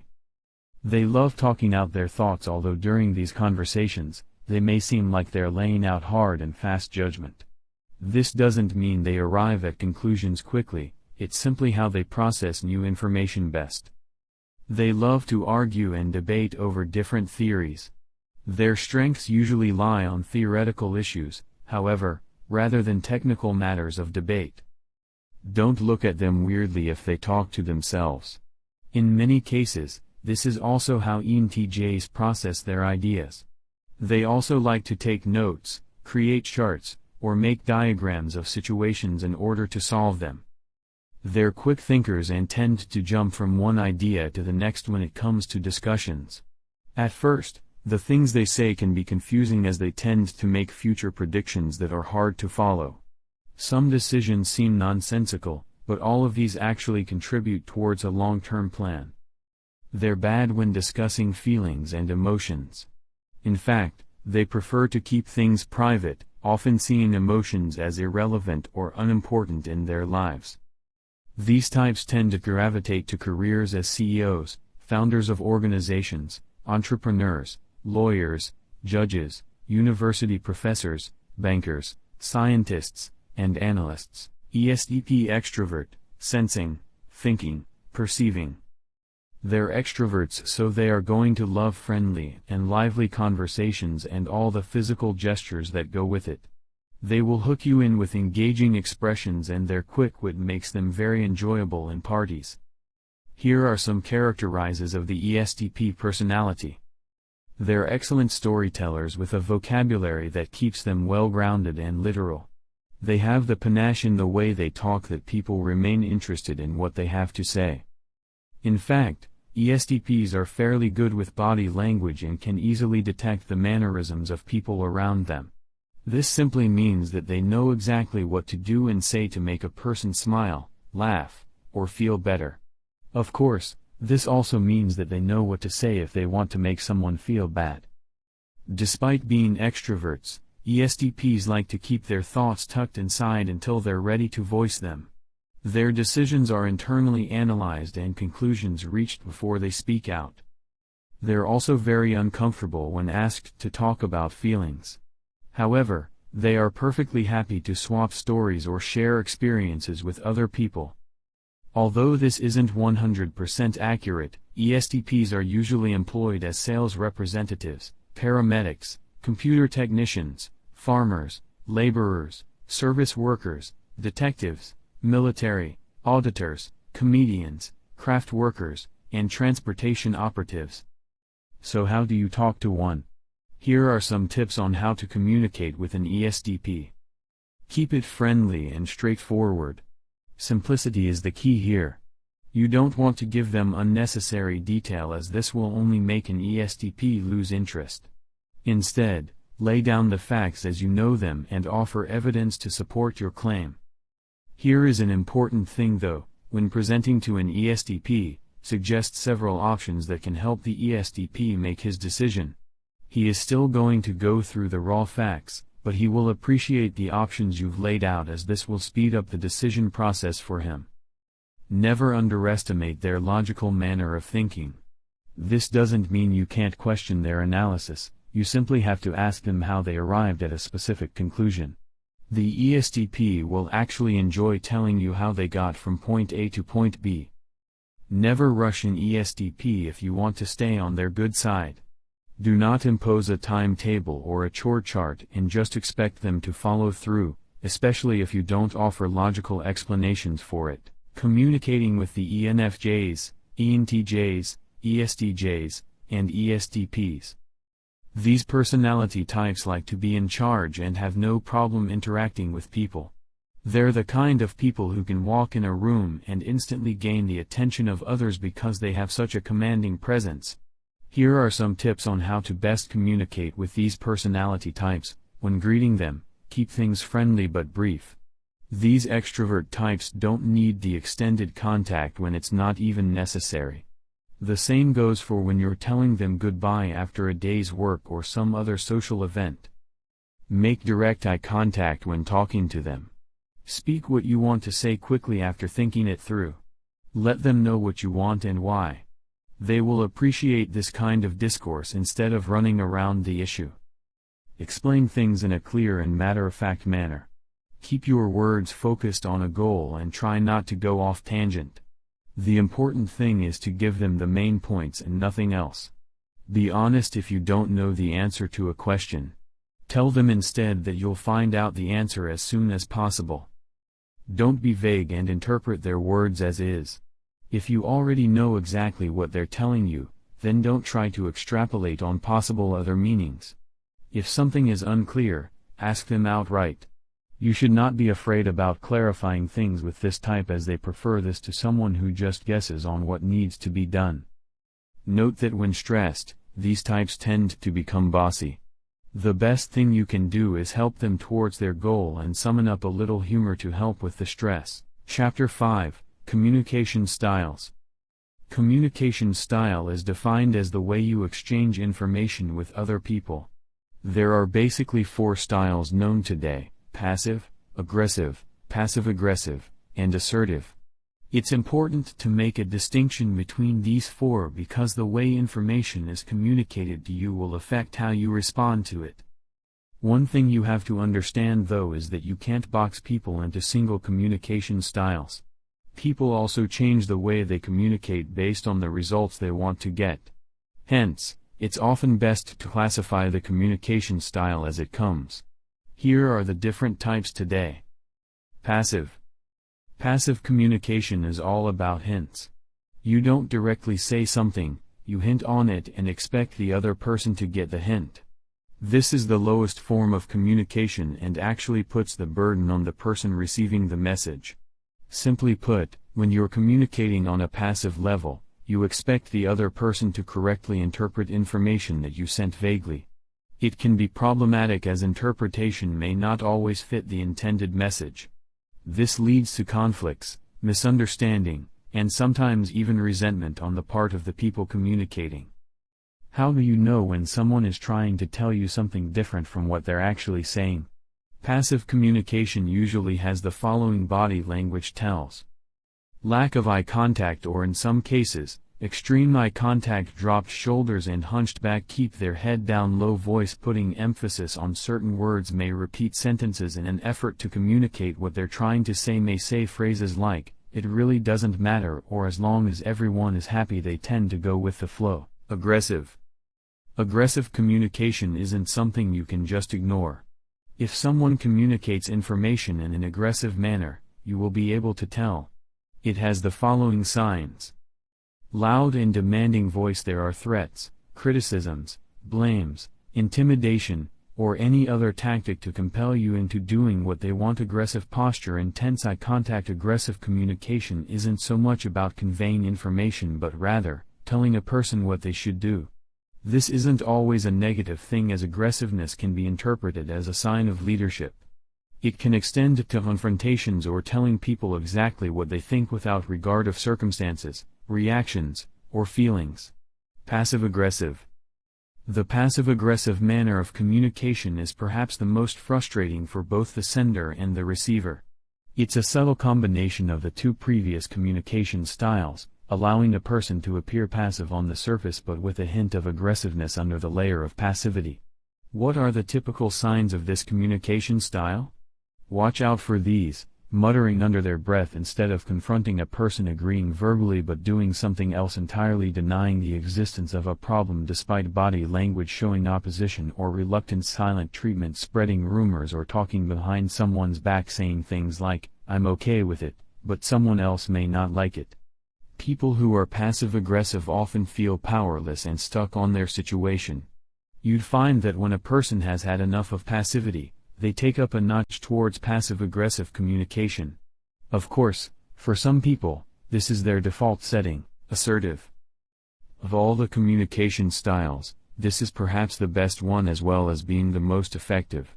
Assertiveness is a manner of communicating what you want to do without, hopefully, hurting anyone's feelings. It's not very important if you have the same goal and mindset as other people. If that's the case, then all you have to do is agree with each other. Assertiveness comes to the surface when you want to have an open communication with another person, allowing both of you to express your thoughts, ideas, feelings, desires, and needs, without causing friction. The goal is to create a balance so that all parties come out of the conversation content. How do you do this? An assertive communicator has the following characteristics. Uses I statements. Contrary to what you may think, this does not translate selfishness but simply validates what you feel without putting blame on other people. Words like "I feel frustrated" or "I feel helpless" lets other people into your thoughts, giving them room to adjust and empathize with your situation. It allows you to claim ownership over what you feel and the behaviors that go along with that feeling. Maintain contact. Contact can be in the form of eye contact or, if you're comfortable with it, a physical contact. Smile and assume a positive posture. Listen to what people have to say but make sure that you get your own time to speak. If you want to be assertive, make sure to address any objections on a point-by-point basis. Repeat what they said and address each one individually until you've tackled all the issues raised. You can then present your own, provide the benefits for it, bring forth a call to action to encourage people to join in. Keep your tone calm and low without any hint of smugness or superiority.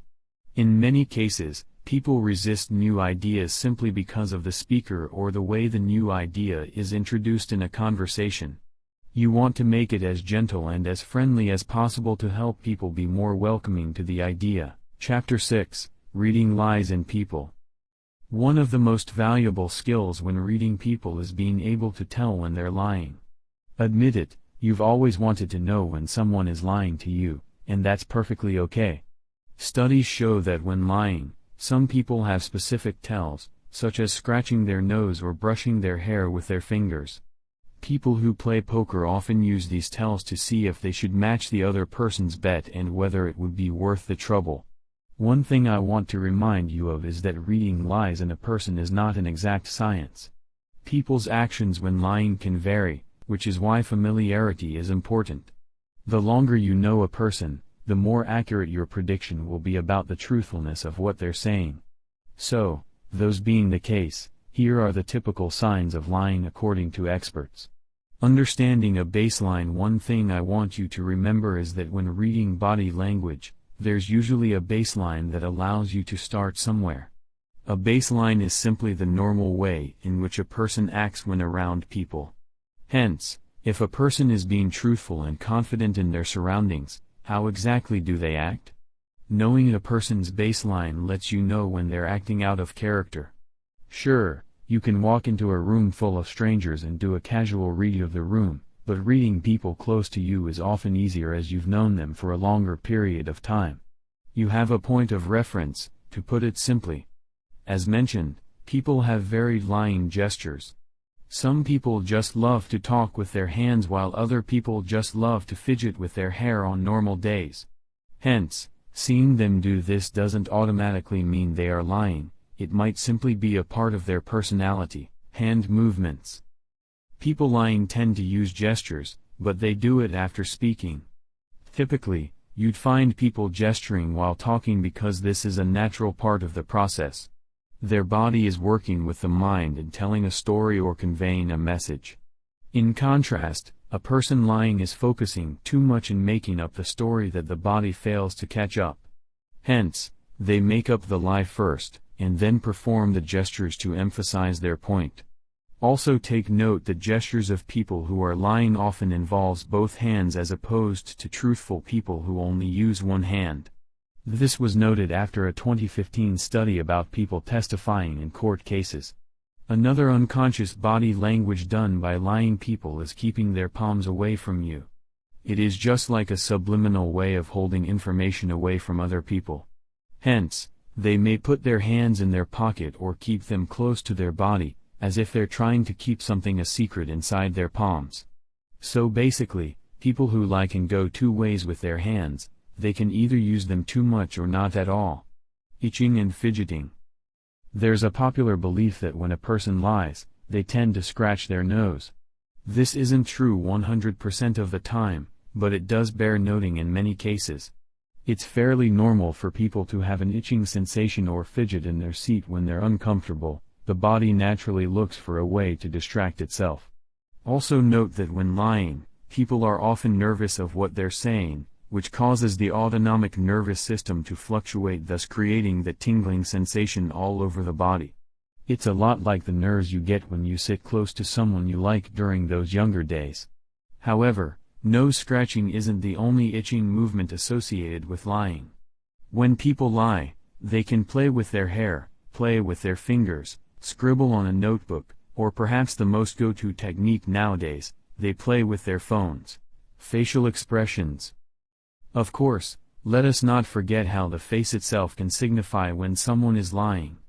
The eyes in particular can tell you so much depending on when a person chooses to look at you and when they choose to look away. Looking too much or not looking at all can be indicative of lying. Some people prefer to meet your gaze when lying because they think this will impress upon you their sincerity. Non-experienced liars tend to look away when uttering a lie.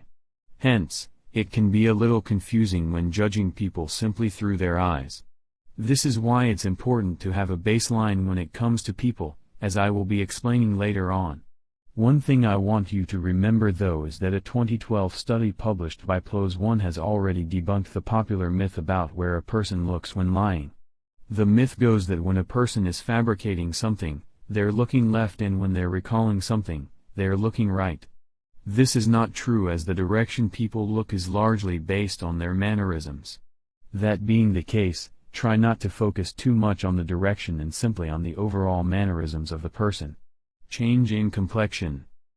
This one's pretty obvious, as you read about it every day or see it as it happens every day.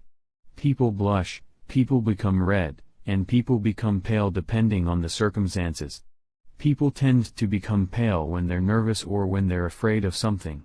When the skin turns a shade of red, however, that's indicative of anger or perhaps even excitement, like when a teenager typically blushes when sitting beside their crush. Sweat in the T-zone.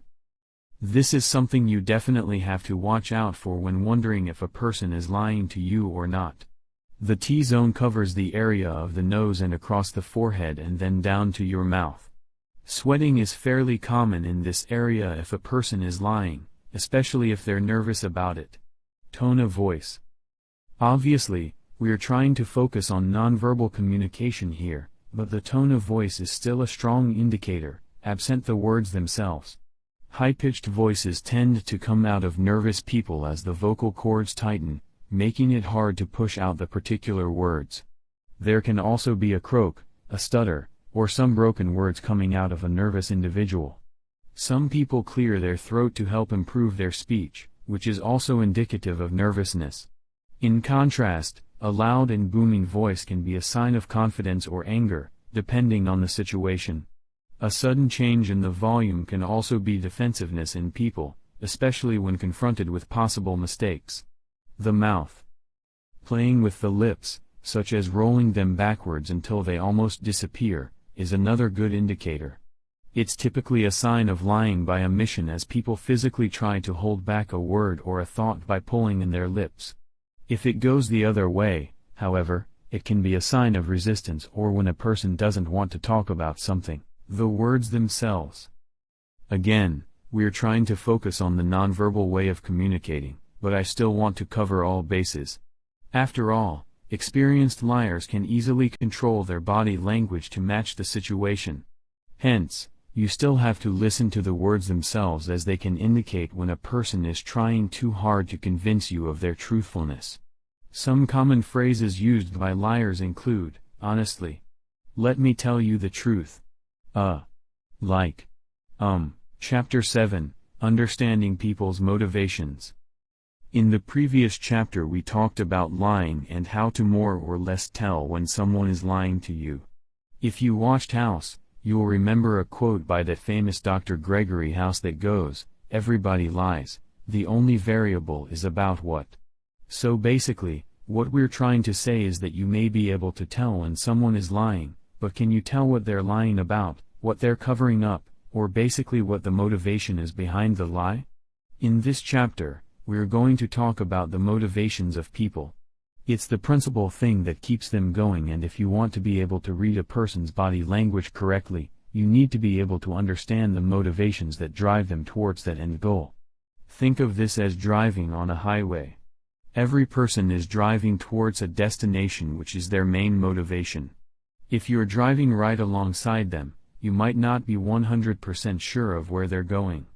However, if you take a good look at the car's movements, the blinkers, the position on the lane, and so on, you should be able to make a close to accurate prediction and therefore adjust your own driving accordingly.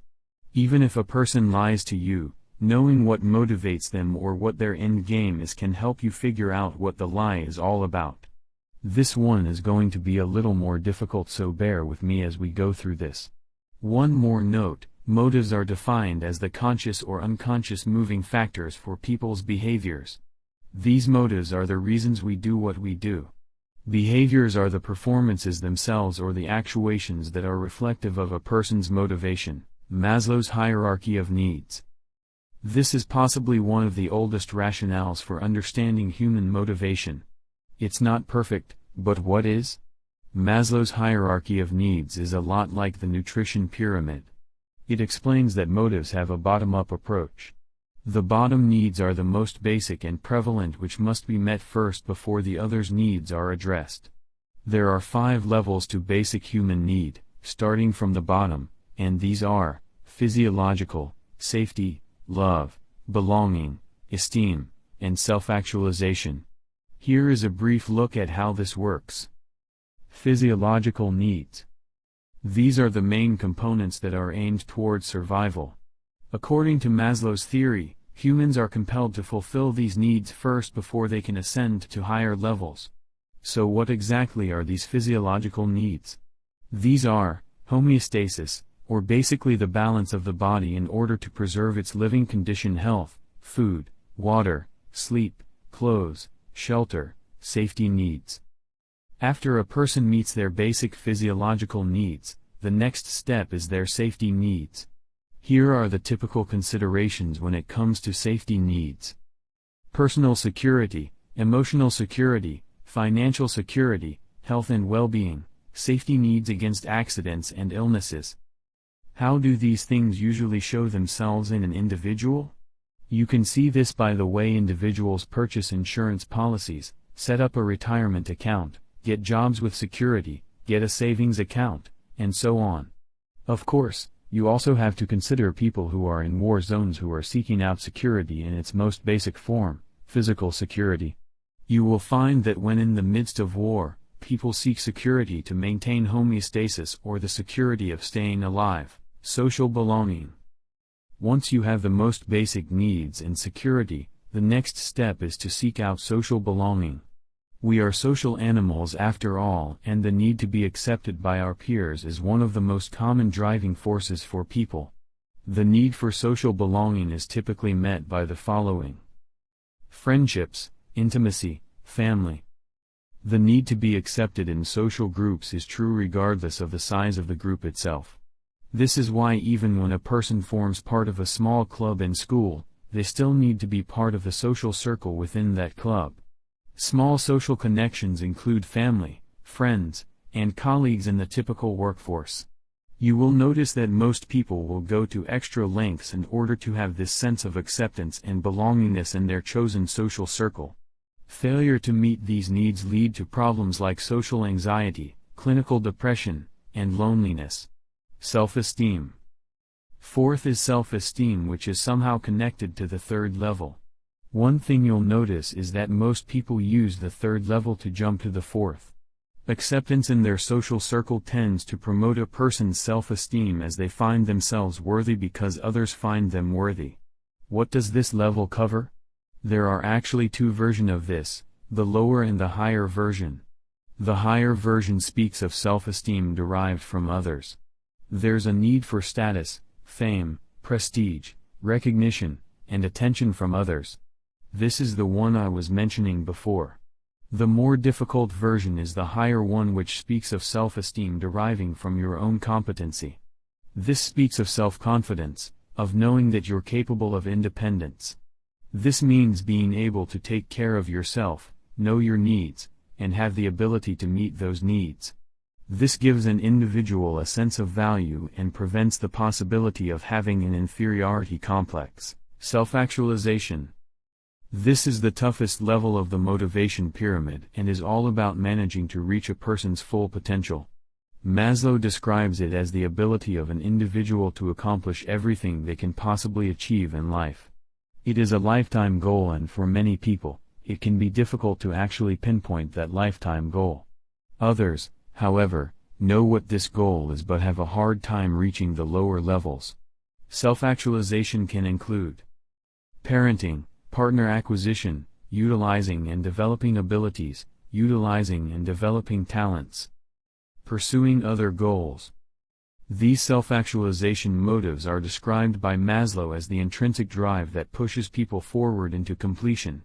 People who have a clear grasp of this goal need to understand how their four needs in the pyramid interact with each other to help them achieve the ultimate goal. The sixth level, transcendence. Oddly enough, the developer of this hierarchy has also talked about a sixth level. He called it transcendence, and according to him, it is a level of achievement where a person surrenders himself to something or someone more powerful than himself. You are probably thinking about religion, but that's not all there is to it. Transcendence is also pursued through meditative exercises. According to him, transcendence refers to the highest and most holistic level of human consciousness. So how does this help with reading people? If we rely completely on Maslow's hierarchy of needs, you'll note that most people's actions are built towards reaching any of these 5 needs.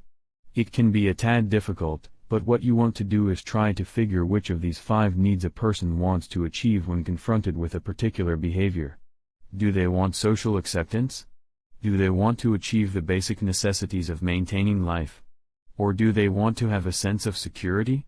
If you can figure out exactly what ultimate need one wants to fulfill, you can at least fill in the gaps in between and make a reading on what their body is saying. Experience matters when it comes to motives. Obviously, there is a lot more to motivation than just figuring out which of the 5 needs a person wants to meet. The fact is that experience is a big predictor when it comes to figuring out motivations. Plus, it's on a case-by-case basis, with you as a big factor in the equation. Simply put, what does this person want from me?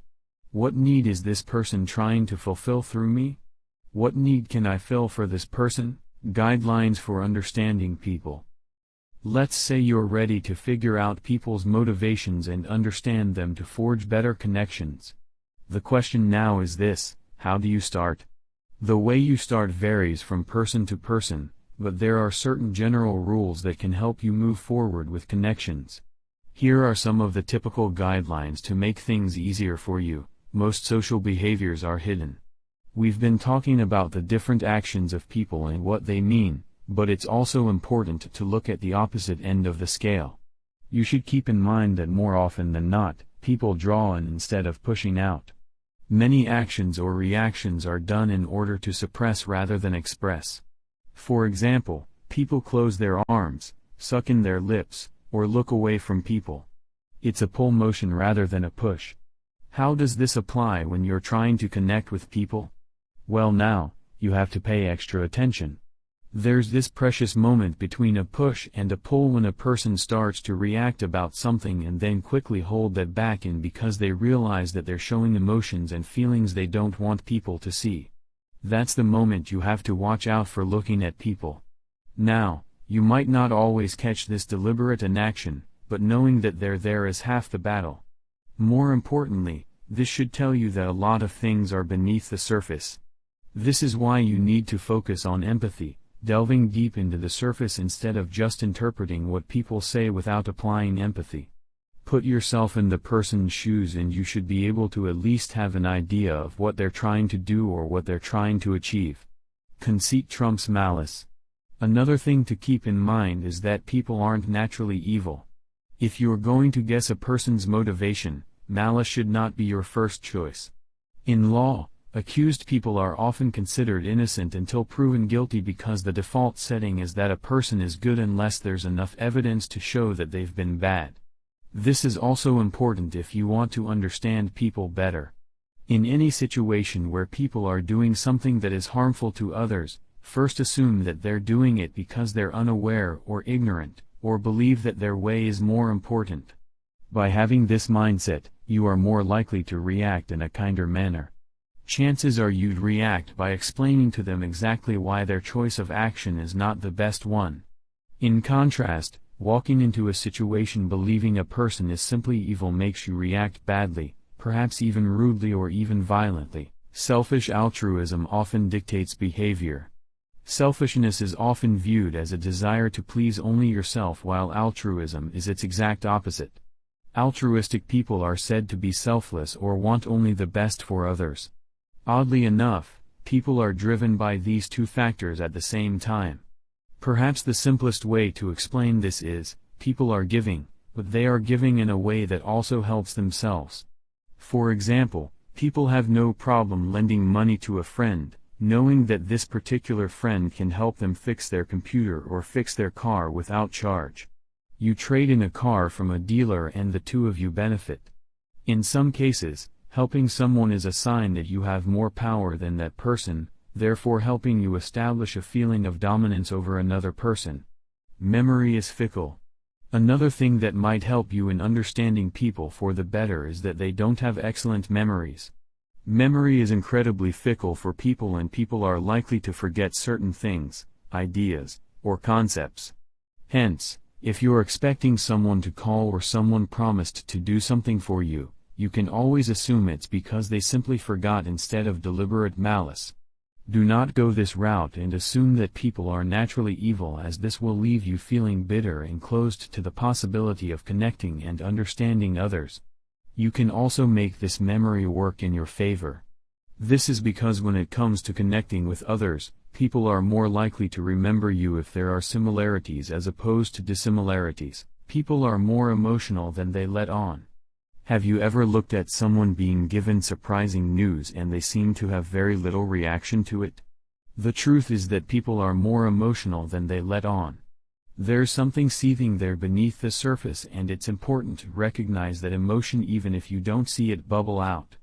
It's perfectly normal for people to hold their feelings in. Outbursts are usually frowned upon in society and flamboyant enthusiasm is discouraged. This is especially true for men, so if you are trying to figure out a significant man in your life, you have to remember that they may not always be displaying their actual thoughts and emotions. Do not call people out on it unless you have to, but take it into consideration when interacting with them. Unfortunately, the reverse of this holds true too. Unless you have made a full display of emotions or had a breakdown, people generally assume you're okay and act as if nothing has changed.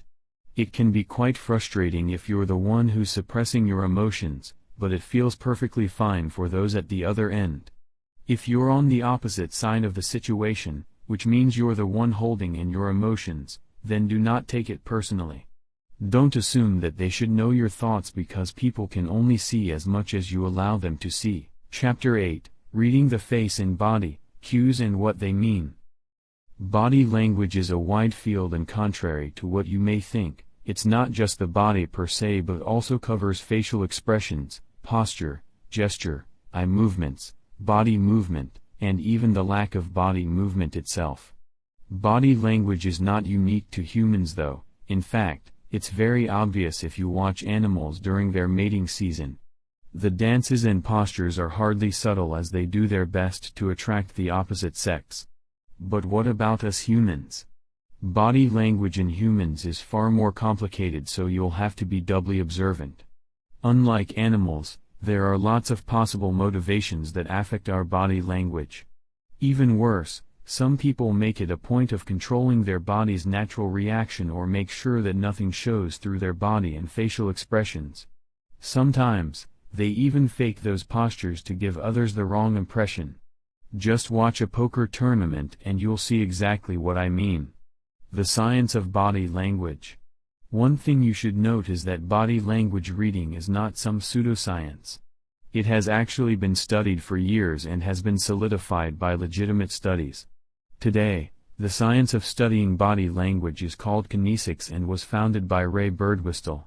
It covers the following actions or conditions: facial expressions, body posture, eye movement, use of space, touch, gestures. Facial expressions. How good are you at reading facial expressions? There are currently tests online that tells you whether you're good at reading facial expressions or not. In fact, some tests like reading the mind in the eyes test checks to see whether you can read a person's mind simply by looking at their eyes. If you are interested in taking the test yourself, check the website socialintelligence.labintheville.org/might. See how will you fare and then just come back to this book if you want. For purposes of improving communication, we're going to include all the elements that are included in reading facial expressions, which involves the eyes, eyebrows, lips, nose, and even the wrinkles around the eyes and mouth. Pupil. There is practically no way to fake the movement of the pupils when reading facial expressions. The pupils of the eye contract and expand without any sort of control on the part of a person. Typically, the pupils will expand when a person is interested and contract when they're not. Blinking motion, the eyes typically blink 6 to 10 times per minute. When a person looks at something they find interesting, however, that blinking rate slows down drastically. It's therefore a great indicator when someone finds something interesting or attractive. In fact, it's often used as a sign of flirting or interest in a romantic setting. In an office or social setting, unblinking eyes could be a signal that a person is very interested in what you have to say and listening to you throughout. Raising the head from a lowered position is a sign of captured interest. Think of a student who's looking down during an exam who suddenly raises their head when they hear something important. This is the kind of movement that we are trying to describe in this situation. Head tilt. A head tilt usually starts from a normal position of the head and then juts out at an angle. This is what makes it different from the motion of raising your head from a lowered position. A head tilt also indicates interest, usually towards the person or activity where it happens to be tilted to. When combined with facial expressions like a narrowing of the eyebrows, it can be a sign of confusion, curiosity, questioning, or uncertainty. A head that's tilted backwards may be a sign of suspicion. Of course, let's not forget the typical head gestures that mean practically the same for everyone. These are: nodding, usually signifies agreement; shaking the head, usually signifies disagreement. What's important about these gestures is that people are often conscious about doing this. Hence, it can be easily controlled by them, depending on the situation. Some are able to stop the motion entirely while others turn it into very subtle gestures so that it would be very difficult to notice. hands, arms, and gestures. Shrug. A shrug is composed of multiple gestures which include exposed palms, hunched shoulders, and raised brows. It's a universal sign that indicates lack of knowledge or uncertainty over a particular activity. It can often be translated as a sign that the other person doesn't know what you're saying or doesn't understand what you're trying to convey. Clenched hands. Clenched hands are a sign of repression. You're trying to prevent the burst of emotions like anger or frustration. It's a self-containment mechanism often used by people who don't want to do or say something out of order. In some cases, you can read this gesture as a sign that someone has a closed mind on what you're trying to say. In the alternative, open and relaxed hands are a sign of comfort and show a positive attitude with a mind welcome to new ideas. Hand wringing. This is often interpreted as a sign of anxiety or nervousness. Playing with something in your hands also has the same interpretation. Handshake. You have to be careful with handshakes as this can tell so much about a person and vice versa. I'm sure you've managed to have presumptions of people simply because of the way they shook your hand. The best handshake is often considered to be a firm, dry grip, that's quick but not too long. It shouldn't be too tight as to cause pain, but it should be strong enough to signify competence on the part of the person shaking their hand. My advice is you practice your handshake with another person to help you decide on the best pressure to use when greeting someone this way. Note though, not all cultures accept handshakes as a viable way of greeting others. For example, people in India or those who practice the Muslim faith do not approve of handshakes as a way of greeting between men and women. Covering the mouth. Doing this is often shown as a sign of repression, like a person wanted to say something but decided against it at the last minute. Some people use this gesture as a way to show thinking or a thought process. Body posture and movement. You've probably noticed that reading body language involves paying attention to different parts of the body all at once. Some gestures are centered in just one area, like the face, and therefore are slightly easier than others. Some gestures, however, are scattered all over the body, which means that different parts are moving all at once. This makes it tougher to do a reading, but you'll find that with practice, the whole thing becomes easier. Body posture and movement is a big predictor of a person's thoughts and emotions. The general position of the chest, shoulders, legs, and so on will tell you if a person is aggressive, afraid, unsure, excited, and so on. Here are some of the typical changes in the body and what they indicate. A pumped-out chest is a sign of power and dominance. Typically, when the chest is spread out, the shoulders are also stretched into a straight line, pushing the chest forward and making the person appear bigger. Combined with hands placed on the hips, and this can be dubbed as the Superman pose, which makes a person appear bigger and occupy more space.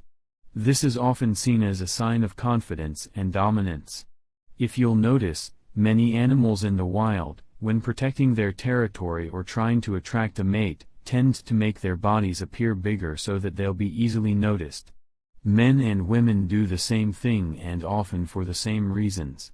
Touching the chest can also be a sign of sincerity. You'll notice how people do this when they're trying to apologize or communicate how bad they feel or their condolences to another person. Scratching or touching the chest can also be a sign of discomfort. Breathing. Breathing can tell you a lot about what a person feels. You've probably noticed this already, not just in other people but also in yourself. For example, you might hold your breath when excited or take short and shallow breaths when scared.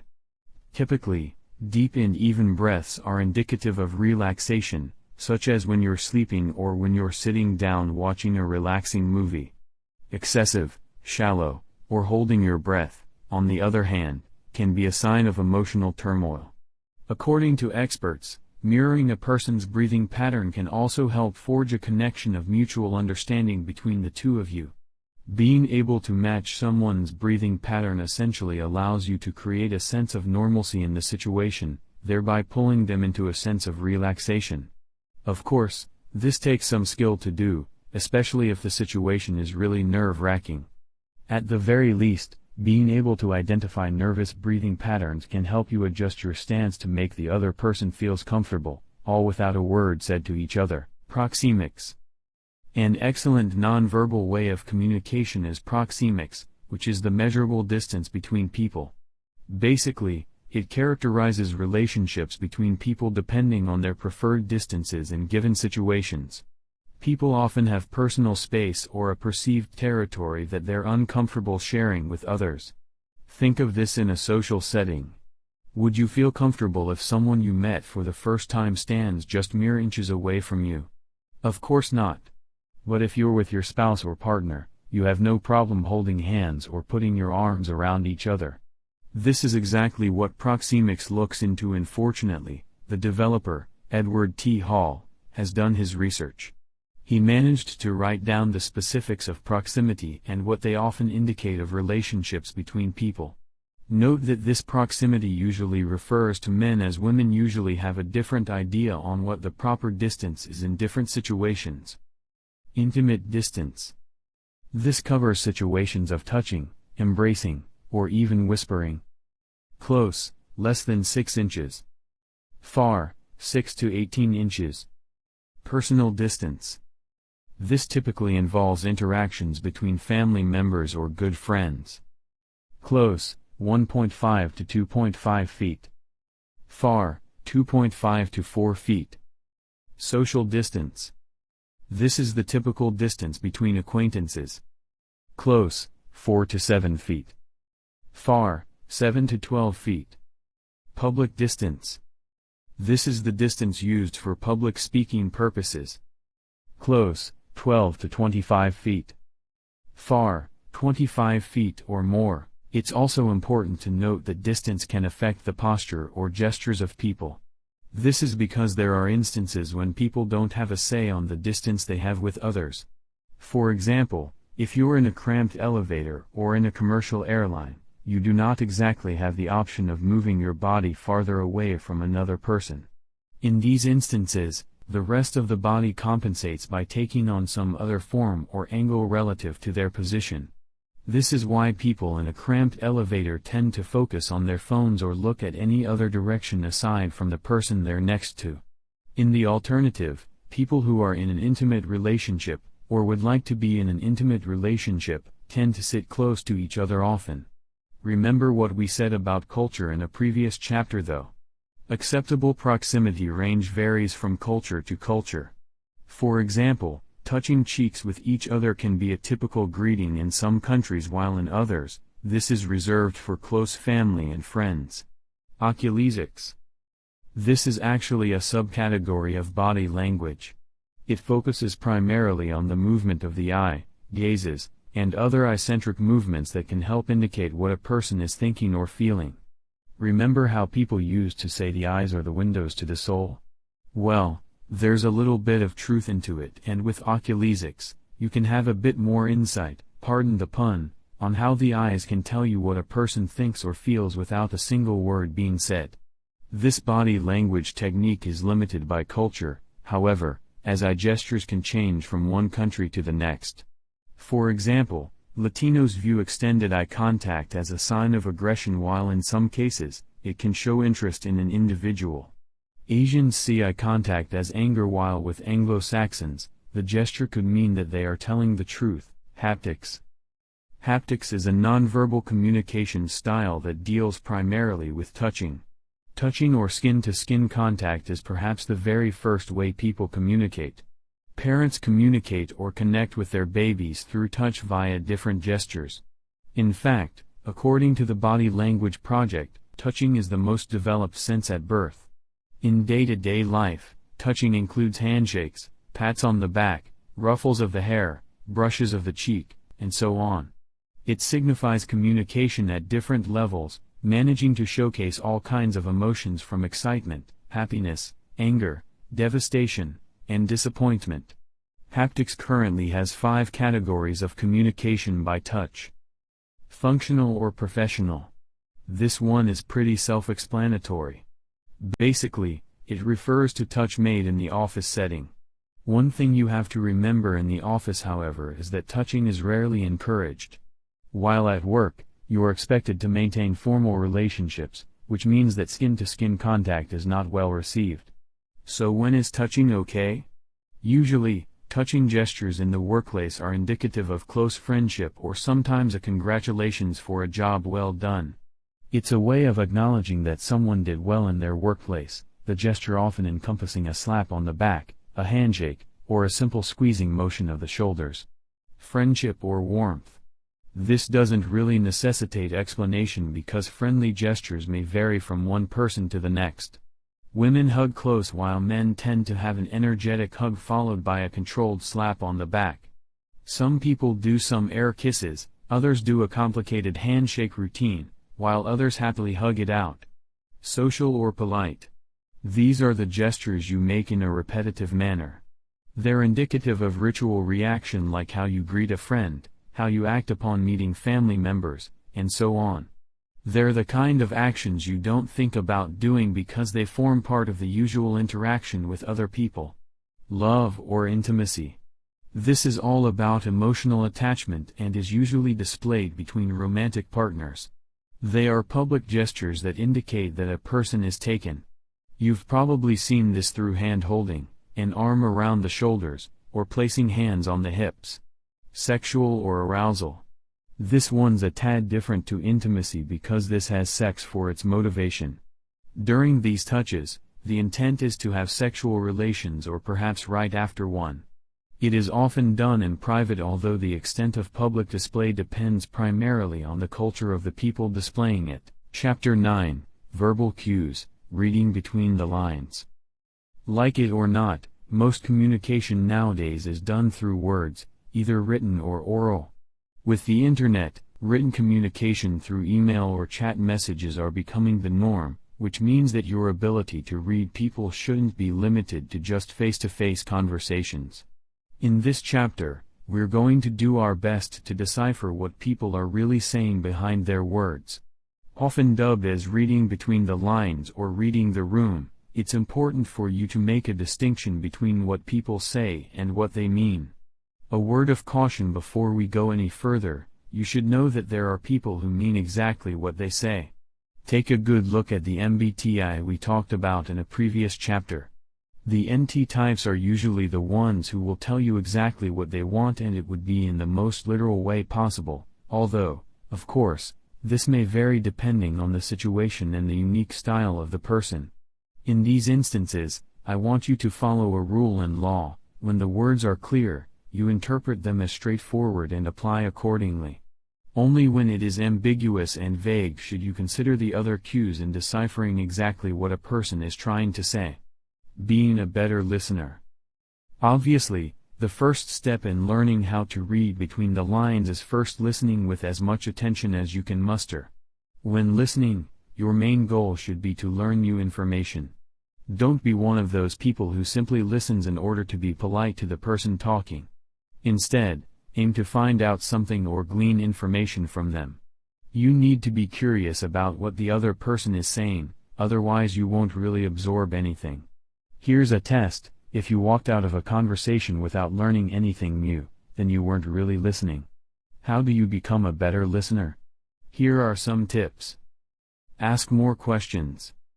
Asking questions actually tells a person that you are interested and listening to the words they say. More importantly, questions allow you to clarify the situation, making it easier for you to forge connections between the information being given. This makes it possible for you to simplify the image in your head, arrive at conclusions, and practice empathy or sympathy, as the case may be. Asking questions allows other people to elaborate and explain their position. More importantly, it encourages truthfulness in people because they feel compelled to tell you the unvarnished truth as recognition of the attention you are actually giving them. Practice active listening. This is a technique that's been used for years and can help you really understand and create a story in your head. According to the director of the Center for Leadership at Northwestern University, active listening is simply repeating back what the speaker just said to you. It's like a little recap just to make sure that the two of you are on the same page. The fact is that while listening, there is lots of opportunity to misunderstand what the other person is saying. Active listening or a recap of what the other person said tells them that you're on the same page, or if not, It lets them correct any misconceptions you might have about the situation. Wait before responding. Except for the instances when you need clarification, it's important to stay quiet until the speaker is finished.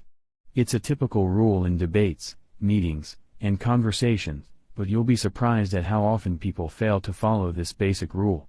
The fact is that people can be so impatient that they don't even bother listening to a proposal completely before deciding to voice their thoughts, opinions, arguments, or even agreements.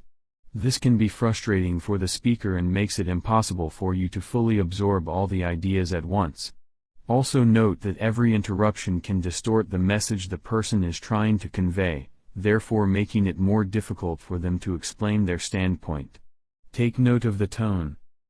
As we previously mentioned, the tone of voice can convey so much about a person. A low voice adds a sense of authority, a high-pitched one conveys nervousness, stammering can indicate doubt, and fast-paced words can indicate anxiety. Also, paying attention to which words are given emphasis can change how the sentence is perceived. For example, they may be putting emphasis on the word maybe, or perhaps they stuttered the word yes as a reply. This could be indicative that although they want to say no, they're put in the position where they can't refuse. Take note of the modifying words. During your first few years in school, you are taught about sentence structure. There's the subject and the verb. I ran. I walked. I ate. These are all complete sentences and they're as straightforward as they come. Even with those words, however, you can quickly tell something about the talker in that all of those things were done in the past. After all the verbs are used in the past tense. Most sentences are not that simple. When speaking or writing, people use adjectives or adverbs. They use modifiers that lengthen the sentence while at the same time adding a bit more information on the activity and the speaker. For example, instead of I walked, the sentence is I walked quickly. Or instead of I ate, the sentence is I ate fast food. The modifiers or added information in those sentences are quickly and fast food. They're little clues that tell people more about what you are trying to say. For example, quickly can imply several things depending on the situation. It could mean that a person is late, which is why they started to walk quickly. It could mean that they're trying to catch the bus or even arrive home ahead of someone. It tells you that there is something more to the story than just simply walking towards a specific goal. The defining words fast food could indicate that a person didn't have the time to cook or that they're still hungry. Take a holistic view. Reading between the lines effectively often means looking at the whole picture. You watch out for the words, the tone, the facial expression, and the gestures a person makes in order to fully understand what they're trying to tell beneath the surface. There will be times when the message is confusing as what a person says is opposite of what their body is saying. So how do you make the call? How do you decide between these two messages? If you want to play it safe, then sticking to what a person is saying is almost always the better option.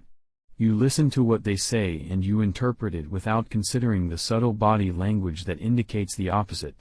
However, if you're confident of your reading and know the person fairly well to take that leap of chance, then do so.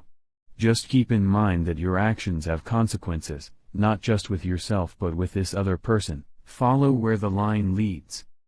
You'll also notice that many people ask seemingly polite questions that actually lead them to the information they actually want. This is fairly common in first dates when you want to find out about sensitive information through seemingly simple questions. Here are the typical statements that, when combined with tone and body language, can mean completely different things. I don't kiss up to anybody. I don't care what people think, I'm going to say what I want to say. I don't care what anyone thinks, I'm really insecure and worry about what other people might think of me. It's not you, it's me, it's actually you that is the problem. I have to learn for myself, I want to be independent or I don't want you to see me be stupid. I'm just crazy like that, I have no idea what I'm doing and I want people to find it amusing. What do you do for a living? Usually, this is a polite way of asking a person how much money they're making. This is a need that connects with socioeconomic security. We need to talk about our relationship. This can be a dangerous thing when said by a woman. Usually, this statement is said when a woman wants to reassess a relationship or tell her partner everything she thinks is being badly done in the relationship. Deep down, he's a good person, everything this person has been doing so far indicates he's a bad person. Do I look fat in this? I know I look fat, but I want you to tell me otherwise. I'm always honest. If you don't like the truth and don't ask me, I don't care if what I say will hurt your feelings, I'm going to say it anyway. Fine, let's talk. If this comes from a man, this is usually a sign of resignation. They're willing to talk, but they're not going to be happy about it. Do you think she's pretty? If this comes from a woman, this can be her asking if you're too stupid to admit that you find someone else prettier than her. It's really nice meeting you, I probably won't remember your name later. Nothing. If this comes from a woman, this can be indicative of anger or frustration. I want you to remember that these interpretations aren't 100% accurate. The translations vary depending on the situation and the person you're talking to. Chapter 10, The Art of Thin Slicing. Time and again, I talked about the importance of practice and experience in this book. I placed emphasis on the fact that you need to know a person or at the very least, be able to establish a baseline before making readings or arriving at conclusions about a specific individual. You're probably asking, but what if I don't know the person for a long time? What if I never have the chance to actually know them? I have to be honest, so far in this book, I still haven't discussed the possibility of speed reading people through nonverbal communication. There will be instances when you don't have the luxury of time. You will need to make a snap-second decision on a particular situation based only on nonverbal cues. What do you do then? Let me introduce to you the concept of thin slicing. This is a concept that's been talked about by various authors, including best-selling writer Malcolm Gladwell in his book, Blink. What is thin slicing? Thin slicing is a reading technique that needs only a short span of time for reading. It's actually a term used in psychology which describes a person's ability to find patterns and make conclusions based only on very small factors or narrow windows of exposure, hence the thin slices. The beauty here is that even with such thinly sliced information, you can still get accurate results as if you've observed this person for a long period of time. How thin slicing translates to day-to-day life. In Malcolm Gladwell's book Blink, he talks about how art connoisseurs often know when a particular work of art is the real thing or just the copy of an original. In that split second that they see something, even before all the scientific tests are done, they can say when a work does not deserve all the accolades given to it. A good example would be the Getty Koros, which was sold for $10 million and was verified by scientists to be from around 530 BC. However, many art scholars look at it and see a modern forgery, which means that it's not worth the $10 million that was used to buy it. This split-second ability of art scholars to identify what's fake and what's not is the very context of thin slicing. Believe it or not, we also do this in day-to-day life, you just might not realize it yet.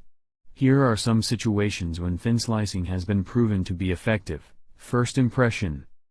Have you ever listened to a lecture for 5 minutes and could instantly tell if the lecturer is a good one or not? Studies show that students listening to a 5-minute lecture are capable of judging whether a professor is good or not, in the same way as a student who has had that same professor for the whole semester. It seems that first impressions can be just as accurate, before any sort of assessment or ideas float into your head that interfere with this thin slice. One interesting thing, however, is that women seem to have better thin slicing capabilities compared to men. Speed dating. Funny enough, thin slicing is also used in speed dating situations to help single individuals find life partners. In fact, even that simple 15-minute interaction with a person is more than enough time for men and women to decide on whether they want to meet someone for a second date or not. Another interesting thing to note though is that female speed daters tend to focus on the negative characteristics of men and are generally more critical of the men in the lineup. On the flip side, men are more open-minded in speed dating and seem to have lower standards in these instances. In any case, if you find yourself doubtful of doing speed dating, then you should know that there's actually enough evidence to back up this method of finding a life partner. Social media profiles. If you're not big on face-to-face meetups, then you can check out Tinder, which is a social media app that also allows you to technically go on a speed date. Really, when it comes right down to it, there's no other platform better than social media profiles to practice your thin slicing capabilities.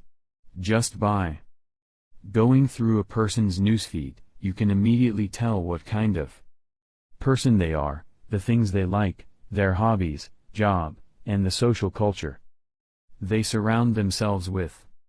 This isn't really surprising since social media profiles present the many sides of an individual in one convenient package, allowing visitors to have a fairly good judgment on who they're talking to. This has a big impact in the dating scene, especially if you have a Tinder profile. Another important impact this has on your life is through job searches. Nowadays, potential employers take a good look at profiles of potential employees and make judgment calls on what they see on the newsfeed. Sexual preferences. Another interesting aspect of life where thin slicing seems to be practiced is in sexual preferences. A study conducted in 1999 showed that people can actually perceive a person's sexual orientation accurately. Based only on silent videos spanning 10 seconds, people had an accuracy rate of 70% when perceiving a person's gender preference or sexual orientation. Perhaps not so surprising is that homosexuals are more accurate in perceiving sexual preferences than heterosexuals. Perhaps there's such a thing as gaydar after all. Personality disorder. Have you ever looked at someone and felt like something is off with them? It turns out that personality disorders are something people can perceive through thin slicing. It's hard to pinpoint exactly what lets you know when someone is a tad off, but most people who notice it often react accordingly by limiting their interaction with that particular person, or perhaps paying more attention, depending on what they want to achieve. Detecting lies. Okay, so I just dedicated a whole chapter to this so it doesn't really bear repeating. Let's just say that most people have a gut feeling when they're being lied to. Perhaps one of the most powerful examples of thin slicing lies is when it comes to relationships. Women often talk about how they just feel that their husband or significant other is cheating on them. A study conducted by the University of Texas at El Paso once tested the theory of thin slicing by asking one group to provide a verbal rationale for why they did something. It turns out that the group asked to rationalize their decisions performed more poorly than the group asked to just make their decisions instantaneously and upon gut instinct. What does this tell us? That when confronted with rationalized thinking, gut instincts or thin slices can be easily swayed by logic. Is this a bad thing or a good thing? It depends on the context, and in all honesty, this book cannot tell you about which decision would be better. Parent interactions. One interesting aspect where thin slicing becomes prominent is the interaction of parents with their children. According to research, a parent's tone of voice when addressing a normal child and one with a behavioral problem have a slight variation that's obvious enough to be noted by teachers. This is crucial in educational settings as teachers meet parents on the first day of class.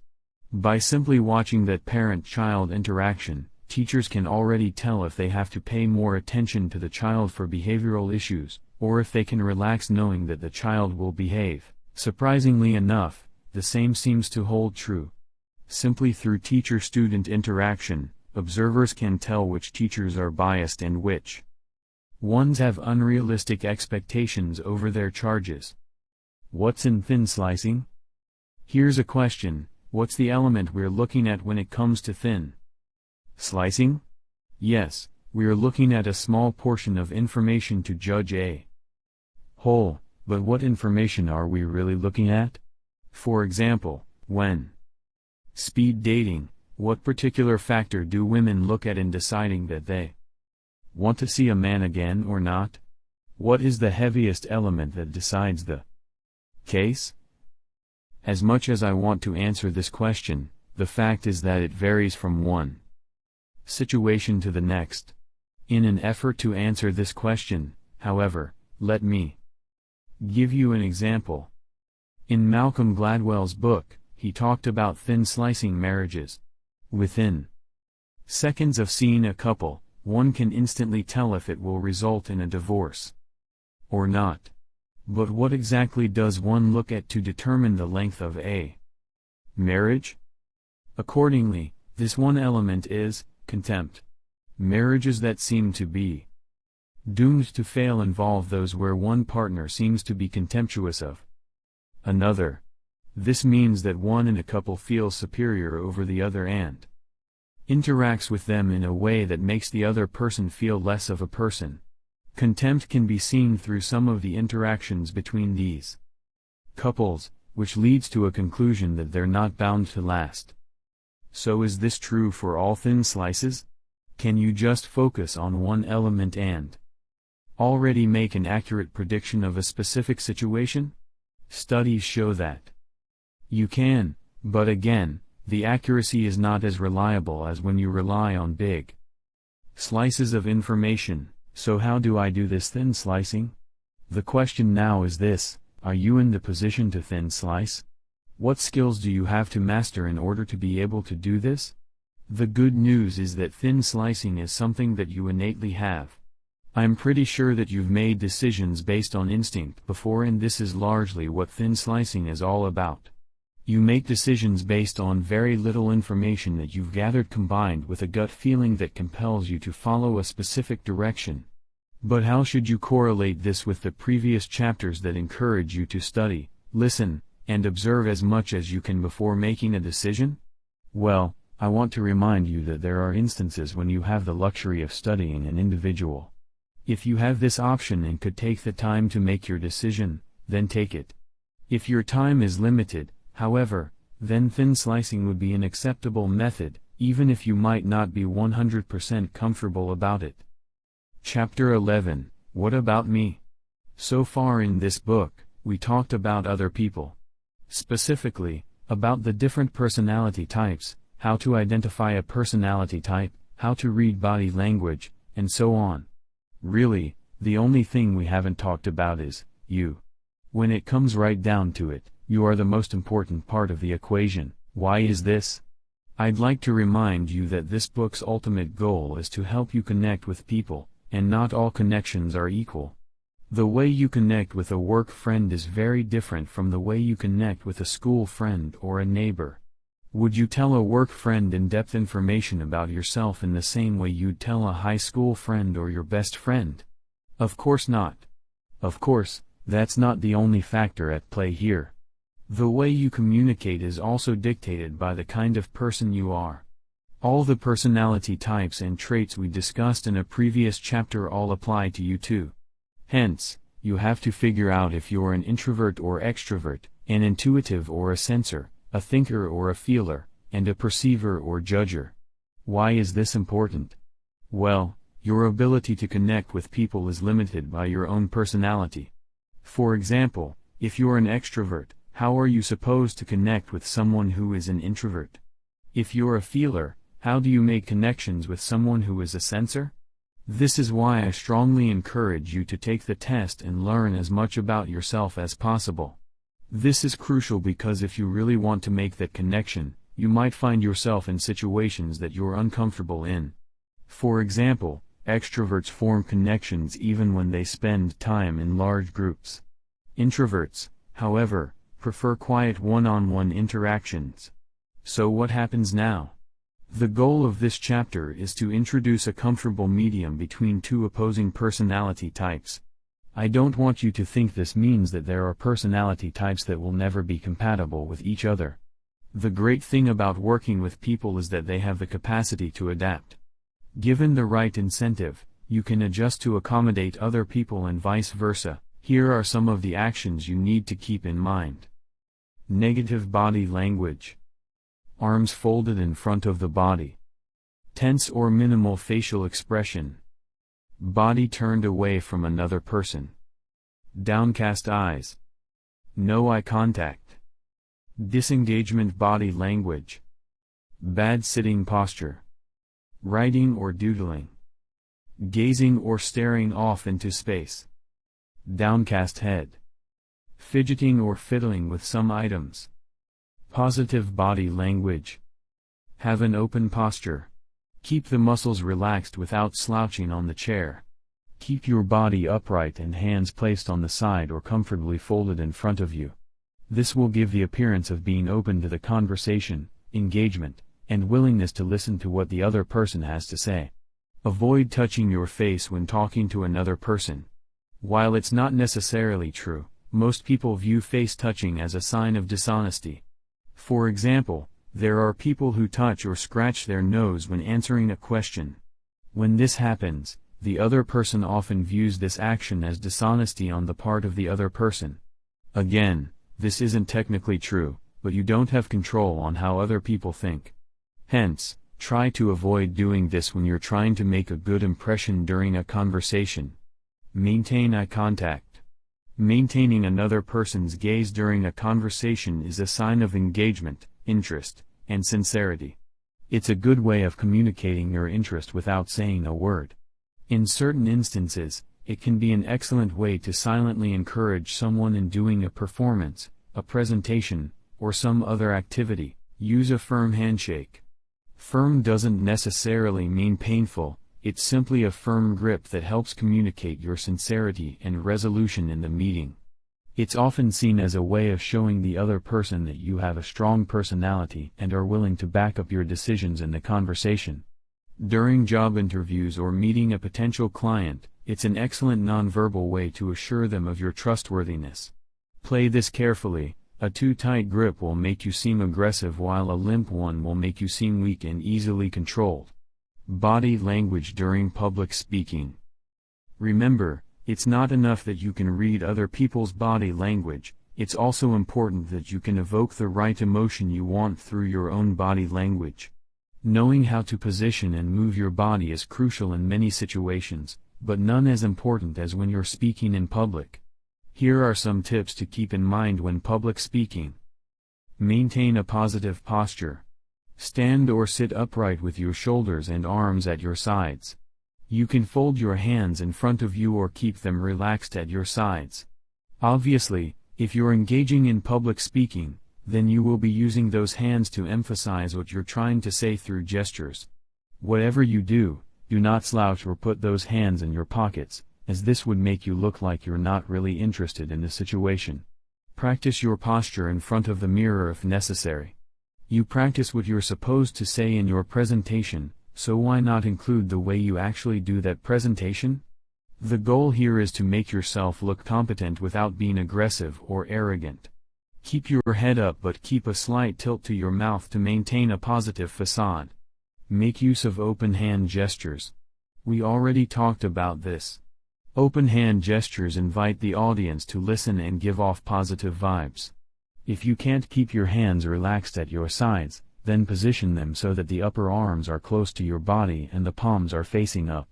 This communicates a willingness to communicate on a deeper level. There will be instances when your audience might be slipping off or no longer listening to what you're saying. If this seems to be happening, you can try leaning slightly forward while speaking. This subtle move lets the audience think that you're taking them into your confidence.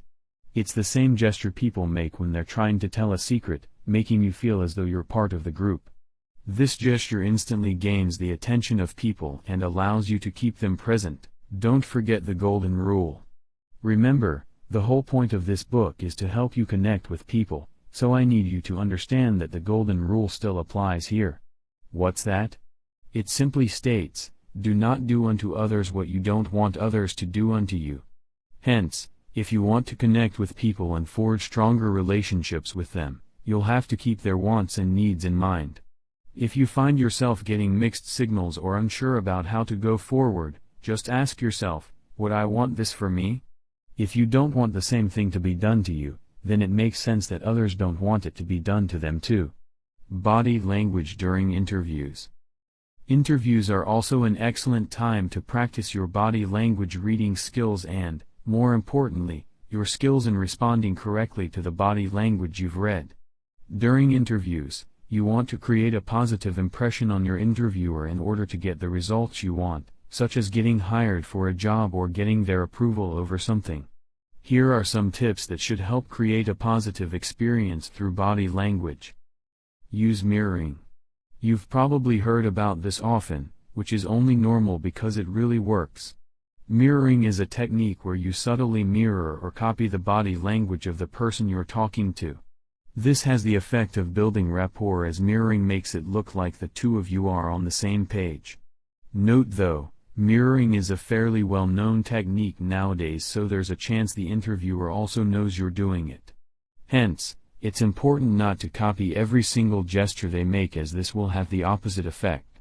Put emphasis on the gestures that show interest. Do not overdo it, but make a point of nodding, smiling, and keeping your body relaxed during an interview. The technique of slightly leaning in towards your interviewer can also work here, allowing you to create the illusion of rapport. When asked a difficult question, don't be afraid to pause and think about what you're going to say first. Touch your cheek, gaze off a little, or bite your lips. This will show the interviewer that you're reflecting on your answer or putting the proper amount of thought into it. Obviously, do not show any negative body postures such as slouching or resting your chin on your hands in what seems to be a bored position. Don't make any unnecessary gestures such as tapping your hands or feet. These are signs of boredom or disinterest and will give a negative impression. What is my personality type? Another question you should explore about yourself would be your own personality type based on the bit descriptions we've given in the past chapters. I want you to be aware of your own strengths and shortcomings when it comes to connecting and communicating with people. You might be an introvert trying to connect with an extrovert, which makes the job doubly hard for you. Perhaps the situation is vice versa. Hence, your ability is limited by your own means, and by realizing your personality type, you should be able to make headway and figure out what factors are holding you from reaching your goals. What is my communication style? Now, we have to talk about the kind of communicator you happen to be. You might not realize it, but you have a specific way of communicating, and so do other people. The goal is to adjust your communication style slightly so that you can easily connect with others through verbal and nonverbal means. Here are the typical communication styles today. Keep in mind that these communication styles apply to others as well as to you. Analytical communicator. The analytical communicator makes good use of data and real numbers. If this is you, then you like to use references when establishing your point. For example, you say, 20% of people in the financial industry are male, or some such other number.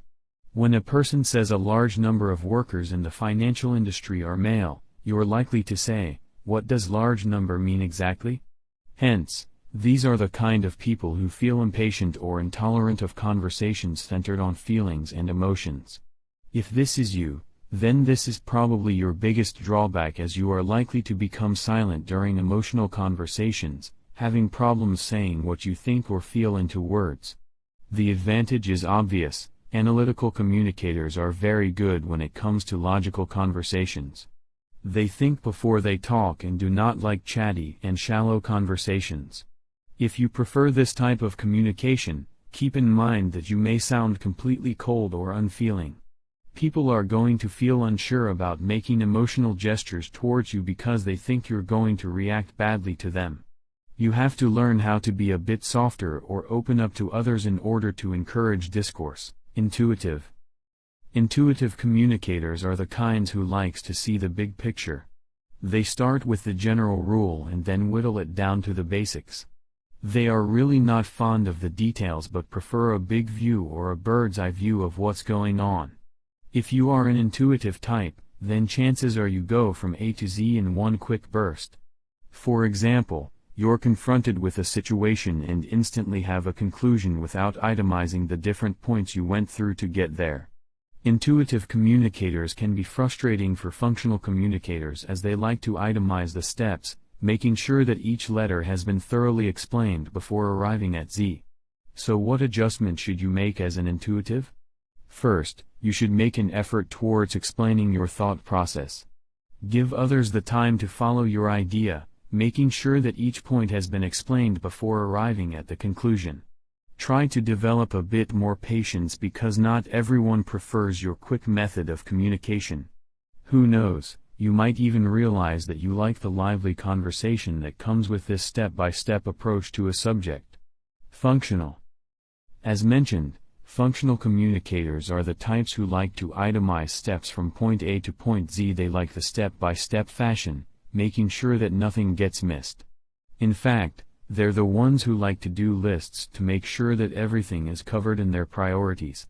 In order to adjust, you will have to recognize the big picture while at the same time, gently encouraging others to look into the various steps.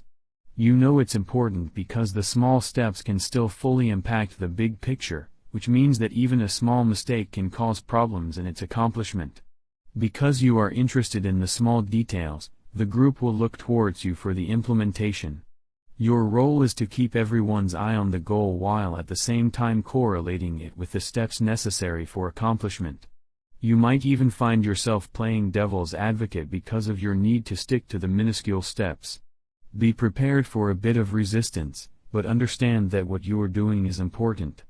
An important thing to remember as a functional communicator is to improve your skills in grabbing and maintaining the attention of your audience. The small details leading towards a bigger end can be quite taxing for people and they will quickly lose interest during a representation. Hence, you can make use of body language techniques to encourage interest and guarantee that people are on the same page as you. Personal communicator. Finally, we have the personal communicator who prefers to dwell on the emotional aspect of things. You find it important to figure out not just what a person is thinking but also what they feel about a particular situation. Personal communicators are the kinds capable of smoothing out conflicts and ensuring that everyone feels confident, happy, and satisfied in their chosen environment. You're the glue that holds everyone together, often acting as the bridge towards different miscommunications. You can also pick up vibes in the room, having the natural ability to read the room and identify tension even before they occur. The downside of this is that personal communicators can be easily affected by the underlying emotional atmosphere. If overwhelmed, you might find yourself acting out instead of being the glue that keeps the group sane. Hence, as a personal communicator, your best adjustment would be to keep a rational and level head in order to keep everyone within acceptable ranges of communication. One thing I want you to understand is that there is no best communication style. All these styles have a specific advantage, depending on the use. It's therefore important to be flexible with your communication style so that you'll be able to adjust to the situation. Remember, this is all about preferences, so you might actually find yourself able to switch from one communication style to the next. The more you practice these techniques, the better you become in taking on any role that's needed in that particular situation. Chapter 12, More Body Language Tips and Myths. As we already mentioned, your ability to read the nonverbal communication of the people around you is one thing. Your ability to convey nonverbal messages on your own is another. Communication takes two things, the initial message and the reply. Simply put, I want you to be good with nonverbal communication as well, not just with the initiatory message but also with the reply. At the very least, I want you to be able to use body language to your advantage. Here's a secret though, studies show that how you move or the body posture you assume also contributes to how you feel. It is not just a one-way street. What does this mean? For example, if you feel sad or down, you tend to slouch your body. When people see you doing this, they can instantly tell that you feel sad or are depressed. Your posture is a nonverbal sign of what you're feeling inside. But the reverse actually holds true. This means that even if you feel bad but posture your body in a way that conveys confidence, you will slowly gain confidence. It's a mind over matter thing and it can help you through many problems in life. How do you do this? Here are some body language tips to help you convey the exact message you want to make in any situation. If you want to feel confident. Ever seen the pose Superman makes? This is the confidence pose that could make you feel like you're more confident than usual. This high power pose stimulates testosterone levels and lowers the number of cortisol in the body. As you probably know, that cortisol is a stress hormone, and the less of this in your body, the better it would be for you. What's the pose exactly? Hands on your hips, feet apart, and your shoulders stretched wide with the chest puffed out. Try not to overdo it too much so people don't look at you weirdly. But this should work perfectly and give you the confidence boost you need for the situation. Of course, there are other confidence poses out there, verified by Harvard no less. It's the high power pose of leaning back in your chair, hands on your head, and feet up on the desk. You've probably seen this being done by businessmen in movies when they want to show how cocky they are. As it turns out, it works perfectly in boosting morale and ego.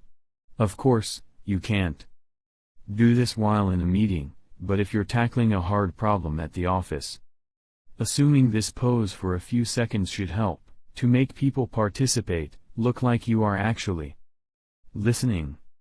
This might seem like a no-brainer, but a lot of people forget the value of listening when someone speaks. If you want to increase the participation in a meeting, verbal methods aren't enough. You have to show people that you're really listening to what they have to say. Look at people when they speak and nod along with them in order to create the sense of being listened to. Don't doodle or tap on your phone or check the room to see what the others are doing. Instead, focus on the person speaking and establish eye contact. This will help encourage people into verbalizing their thoughts and create a more honest atmosphere for discourse. Shake hands to trigger a connection. Barring cultural difference, shaking hands is considered one of the best ways to cultivate a connection with an individual. Touch is one of the most primitive nonverbal ways of communication, as we already talked about in a previous chapter. Again, handshakes can communicate so much in just a short span of time. The length of the handshake, the firmness of the hands, and so on are all indicative of what a person thinks, feels, or who they are as individuals. In fact, a study shows that a good handshake can put a lasting impression on an individual, making a person remember you for a longer period. This is why a good handshake is very important when it comes to applying for a job. Smile to promote good feelings. A genuine smile stimulates not only your sense of well-being, it likewise tells those around that you're cooperative, approachable, and trustworthy. A genuine smile comes on slowly, lights up the face, crinkles the eyes, and fades slowly away. Most importantly, smiling has a direct influence on how people respond to you. When you smile at somebody, they almost always would smile in return. And, since facial expressions elicit corresponding feelings, the smiles you get back actually change the person's emotional state positively. Encourage collaboration by removing barriers. You have probably seen offices with an open layout. It's supposed to encourage collaboration among people and improve creativity. Studies show that this type of open layout setup in offices allows people to connect with each other quickly and improve the camaraderie in the office. However, barriers aren't just limited to walls. The fact is that people always create unintentional barriers in their day-to-day life. For example, you're probably holding a book in such a way that it blocks the eye line of a person you're talking to. You might be holding a coffee cup in a way to discourage conversation, or perhaps clutching a coat so tightly that it discourages people to talk to you. Be mindful of your gestures and how they come off to others and vice versa. If you want to promote communication with people, then an open line must start from you. Improve your speech with your hands. Believe it or not, gesturing while you speak is actually helpful in explaining your position. Gesture is literally linked to speech in the brain, allowing your thought process to become faster and clearer as your hands move. This is why liars often have late hand gestures. This is because what they're saying isn't really deeply linked to their mind.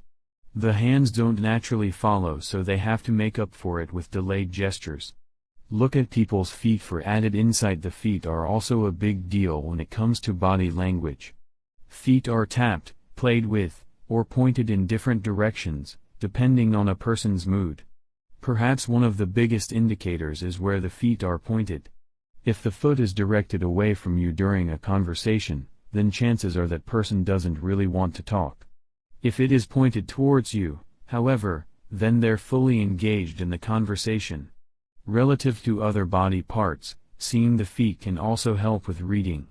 In fact, studies show that people can read others more accurately if they can see the whole body. Keep your voice low for an authoritative sound. Let your voice relax before making an important call or speech.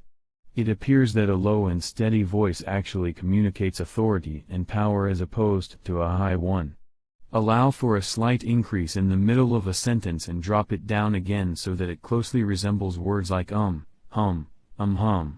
It's a very subtle way of affecting the senses, relaxing other people and putting you in a position of power without trying too much. Common body language myths busted. Also note that there are lots of body language tips out there that you want to watch out for. Many of these are myths or have been proven wrong by science and studies. Do not rely on these techniques and methods anymore, as they won't do much for you. Staring at someone can intimidate them. It's actually true that alpha males tend to blink less, but that doesn't mean that staring at someone turns you into an alpha male. This technique borders on weird and alarming rather than a sign of dominance in people. In many cases, this can only start a fight with other people. Speaking first gives you the upper hand. This is not the case at all, as nowadays, people look more into the context of things rather than who gets to speak first. The same goes for speaking louder or faster in a conversation. A flood of information will not defeat accuracy and clarity in debates or friendly arguments. Touch the person first to establish dominance. Again, this is a lot like speaking first, so you will have the upper hand. It doesn't really have a big impact in the conversation and will not predict who the alpha is in the situation. In fact, some advice says that you should put your hand on top of the other during a conversation, but this only adds unnecessary contact and actually borders on familiarity. In a business setting, it's not really an ideal technique. I can't stress this enough, body language is an inexact science. Mannerisms and behaviors vary, so your baseline will change depending on your mood and the other person's mood. When all else fails, however, there is always one thing you can do in order to truly connect with a person: ask them honestly about what they think or feel. If you are lucky enough to be in the position to ask this question, then do so. The honest words of an individual will always trump what seems to be their silent messages through their bodies. Conclusion. So here we are, at the end of this book. I'm happy you have made it this far, and I hope you found all the information stated here useful for day-to-day life. Again, I want you to remember that this book was made to help you forge a connection with people. Please don't use your newfound powers for evil. In this book, we've covered the following important topics. Explanations on body language and how it can help you decipher what people really think or feel in particular situations. More importantly, we covered how you can use this information to communicate better with people. I've given you information on the various body language people use and what they mean. I also talked about the different personality types and how their unique makeup makes them act uniquely in different circumstances. I also tackled different communication styles and how to understand the motivations of people in order to figure out what they really want to do. I've also introduced the concept of thin slicing and how you can learn more about yourself in order to strengthen your societal bonds. By now, I hope you're satisfied that I covered all the promises I made in the beginning of this book. I understand if things are a little bit confusing even at this stage. It's supposed to be. The fact is that understanding people is a lifetime process, so you will find the need to constantly evaluate your baselines as you move forward. Here's one thing I want you to remember when using this book: you only have control over your own values, actions, and reactions. It doesn't matter how badly you want to connect or forge ties with someone, you cannot make people like you if their values are intrinsically different from yourself. Keep in mind that connection is based on similarities, and there's no point connecting with someone when nothing is similar between the two of you. Remember, you matter first. Your values are personal to you, and you should not allow other people to predict your values. So what do you do now? Here's what I want you to do. 1. I want you to take a good look at yourself and assess your own values, personality, communication style, goals, and everything else that pertains to you. I want you to deeply get to know yourself first before attempting to know others. 2. Your next step would be to observe yourself. What are your mannerisms, your behavior, your tendencies when confronted with specific situations? I want you to know exactly what you're doing wrong and what you're doing right. 3. Next is cultivating a system of thinking, analyzing, and discovering your own values and motivations before pursuing a behavior. Even before you do something, I want you to pause and think about why you're doing it. What's your ultimate goal and what's the motivation behind it? Feel free to use Maslow's hierarchy of needs for this to help you further narrow down your own motivations. 4. Once you've figured out your goals and motivations, I want you to take a good look at the actions you propose to take. Are those actions in line with your goals and motivations? Will they achieve the results you want? What other roads are there for you to take in order to get the same results, but with much less hindrance on your part? 5. I encourage you to practice these 4 steps consistently in order to get to know yourself better and deeper through personal analysis. Only after you're comfortable understanding yourself can you feel comfortable in understanding others. One thing I want you to remember though, you don't have to understand yourself 100%. Face it, people are a mystery, and sometimes, we can be a mystery to ourselves too. All I encourage you to do is to try as often and as hard as you can to trace your motivations before pursuing any sort of significant action. So let's say you're comfortable understanding your own motivations at this point, what about other people? Here's what I want you to do. First, I discourage you against reading too much into people you don't know or barely know. While thin slicing is highly effective, you should not use this as a way to figure out everything around you. People watching can be fun and a good way to hone your skills, but don't take things too seriously. Start by focusing only on a small group of people. Make decisions based on conscious reading efforts, but keep it simple or in situations where getting it wrong wouldn't have negative consequences in your life. Remember, you're testing the waters here and just honing your skills. I want you to always keep in mind that this book was written to help you connect with people through developed verbal and nonverbal skills. Hence, try not to use your new superpowers for evil and keep connections in mind when trying to decipher people. Have a pattern when observing people. This means having a fairly good idea of where to start when attempting to understand them. For example, you look at the feet first, then the hands, then face, or any other sequence you may choose. Having this preset programming on where to look gives you a story-type reading experience that can help with any conclusions you might have about the situation. The beauty here is that as you practice this technique, it becomes second nature to the point where you don't even have to consciously guide yourself through the process. Your mind instantly goes to these body parts in order to interpret what they mean. Learn the art of listening and try not to be too self-absorbed. Even as an extrovert, you should be able to recognize the enjoyment of being able to sit back in one corner of the room and just take in the different movements and reactions of people as they interact with each other. If you find things too difficult, I suggest you watch a movie multiple times and pay attention not just to the words but also to the actions and movements of the actors. Actors are trained in the proper action and reaction in different situations. Their facial expressions and even the slightest movement of the hands can convey so much and can help hone your skills in prediction. It's by far the safest way of approaching body language understanding while enjoying yourself in the process. Make sure to watch movies with very good actors known for their excellent skills in the art. Meryl Streep movies are perhaps one of the best to do this. focusing primarily on the movement of this amazing actress. The beauty of watching movies is that there's a way for you to confirm what you suspect about a certain situation. You can look at a person's expression in one scene and guess on what they think or feel. In a later scene, these emotions are often expressed out loud or given further focus, therefore allowing you to really figure out if what you initially thought was correct. When reading people in the real world, observe and keep your conclusions to yourself. Do not go around telling people that you've read how a particular coworker acts and make expressive predictions because of it.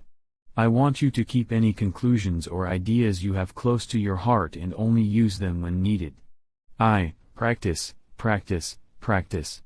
The beauty of reading body language is that you never run out of people to observe or body language to read.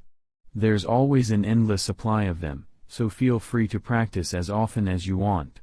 Note though that acting on those observations isn't always advisable.